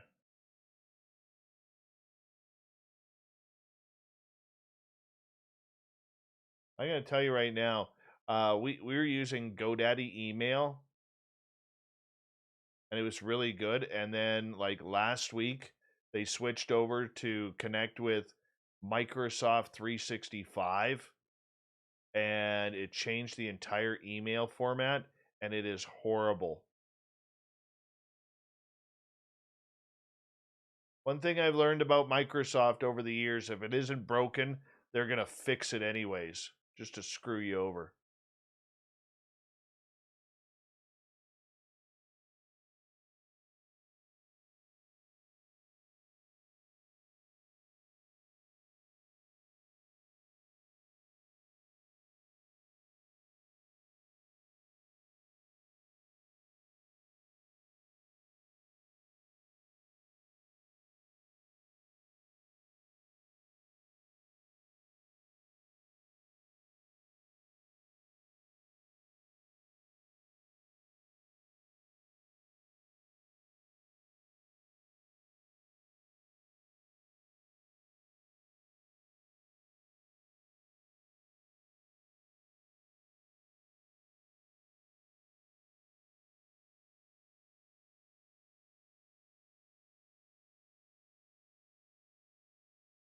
Renee, what's going on?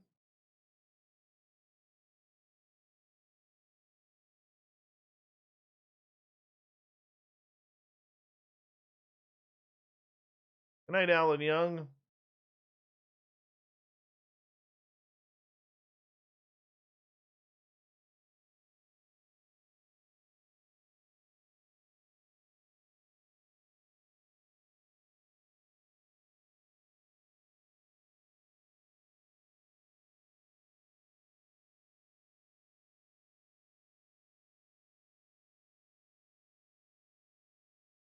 We're gonna have brand new "You Got Aliens" T-shirts come in. It should be ready by Thursday, and I'll get them on the and I will get them on the Facebook page. Excuse me. Come on. There we go. No COVID talk, guys.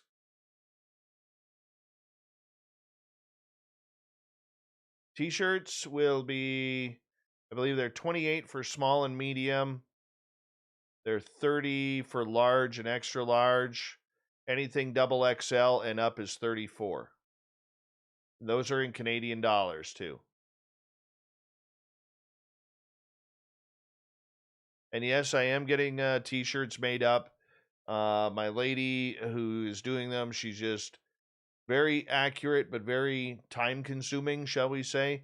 So those that I am getting made up, that I got to get orders to. I do have some that I'll be shipping out next week, which is going to be awesome.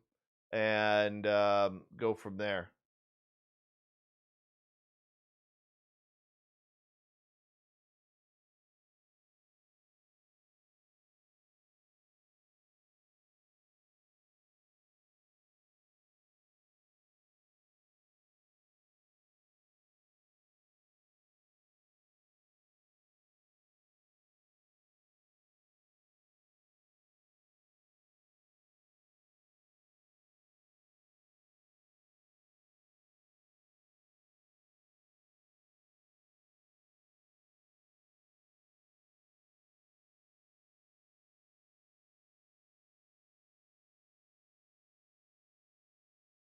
Yeah, let's try this again.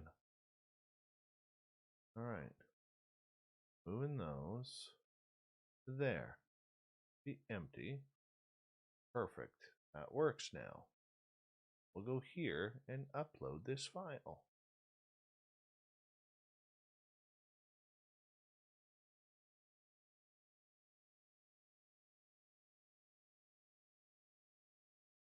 Now let's see if this works properly.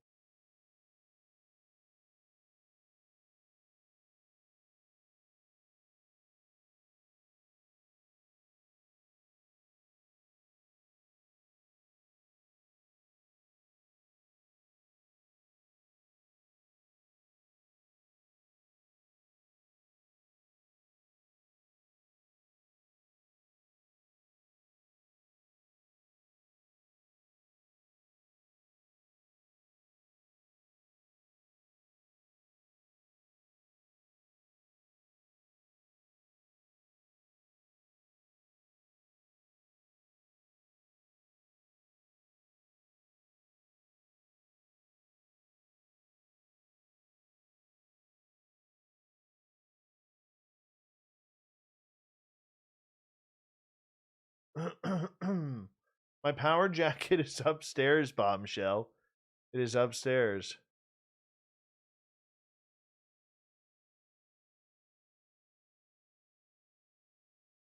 Nimpkish, if you go here. Go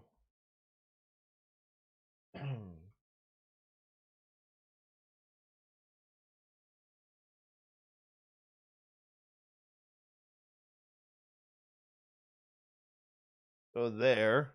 Click on that link. It'll take you right to the t-shirts.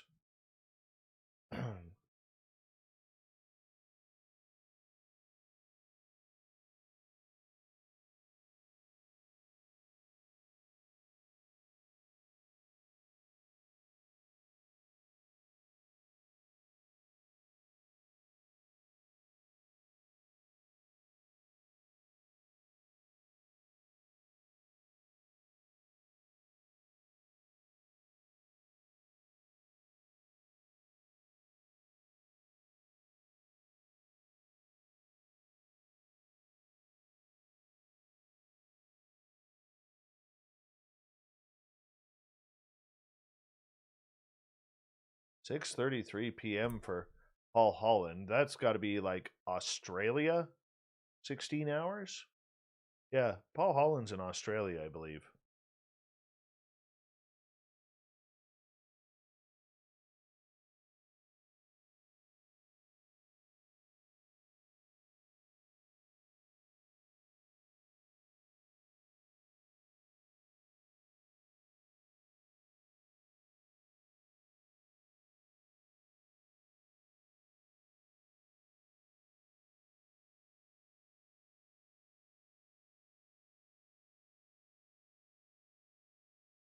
We're getting the website redone, so all the pictures and everything will be on there of our t-shirts very soon. So, including our awesome beanies. I love these. I do. We own the night. PBR, spring is springing up, man. It's like it got up to like 9 degrees Celsius today up here.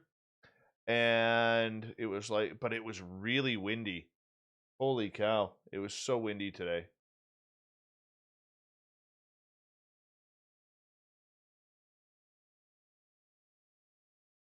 Good night, Captain Shirk. Shirky Poo is going to bed, everyone. Yes, Tukes. Oh, what's the weather like in 108? So right now it's about 2 degrees Celsius, which means it's still melting out there. It's going to drop to -1 around 7, 8, just before, probably around 6 a.m. Then tomorrow's a high of 6, so we'll get more melting. Oh, no, it says 7 here. And then high of 5, high of 6, high of 6, high of 6, high of 8. Next Friday, a high of 9. Get all that snow melted. And then Saturday, the following Saturday, is friggin' snow. Snow! You love my toque, Bombshell Bomber.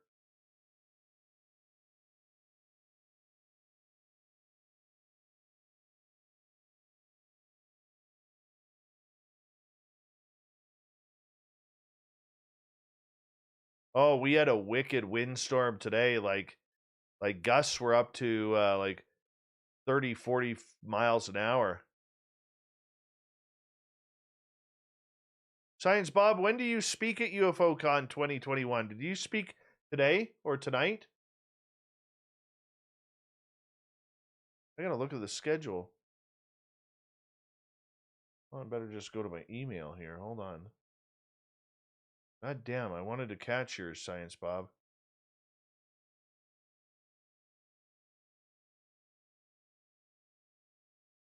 I had to do the liar thing today with Lori and Fenton, Paul Hynek, Robert Perala, and Melinda Leslie.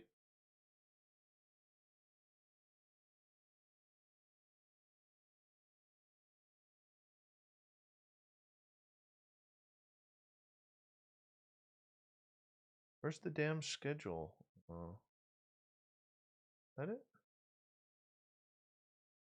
No.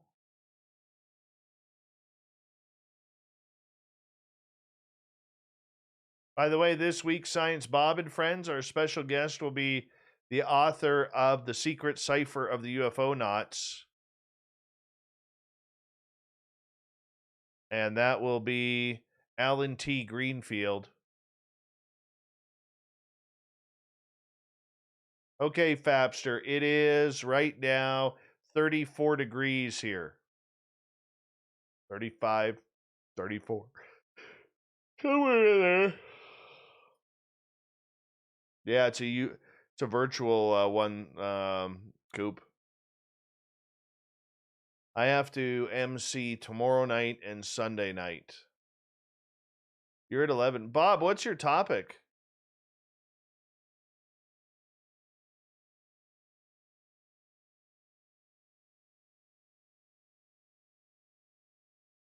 Night, Jenny. How are you? Good night. That's done. That's done. That.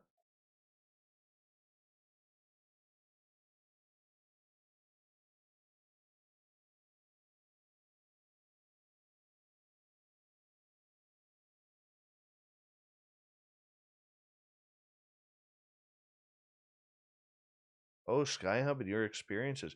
Hey, Science Bob, are you going to mention what happened just a couple weeks ago?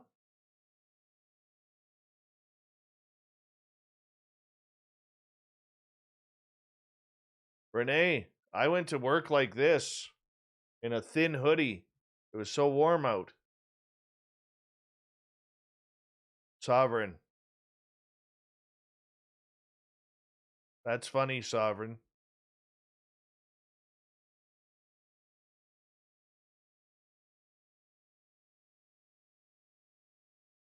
Renee, I didn't know you were in San Francisco.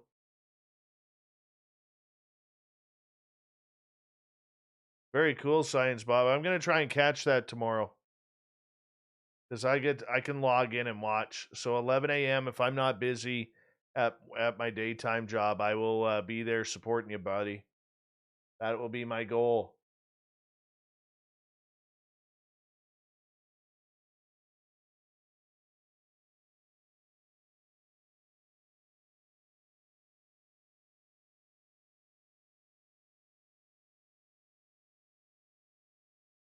Total hockey weather.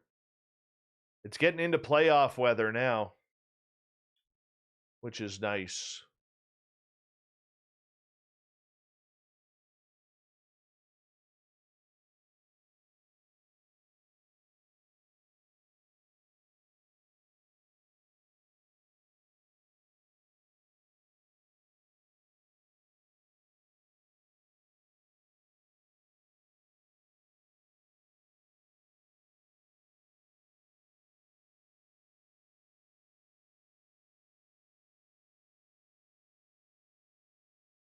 All right, everyone. I got to get to bed because I got to get to work in the morning. Science Bob, I'll try and see you. UFOCon 2021. Go to UFOCon2021.com to check out the virtual conference. It would be awesome for you guys to check out if you want to. Yeah. More news coming. More news coming. Good night, everyone. We love you. Thank you for your love. Thank you for your support. And we'll talk to you all very soon, everyone. Stay healthy. Stay real. Have a good weekend. And we'll see you on Monday. Bye-bye.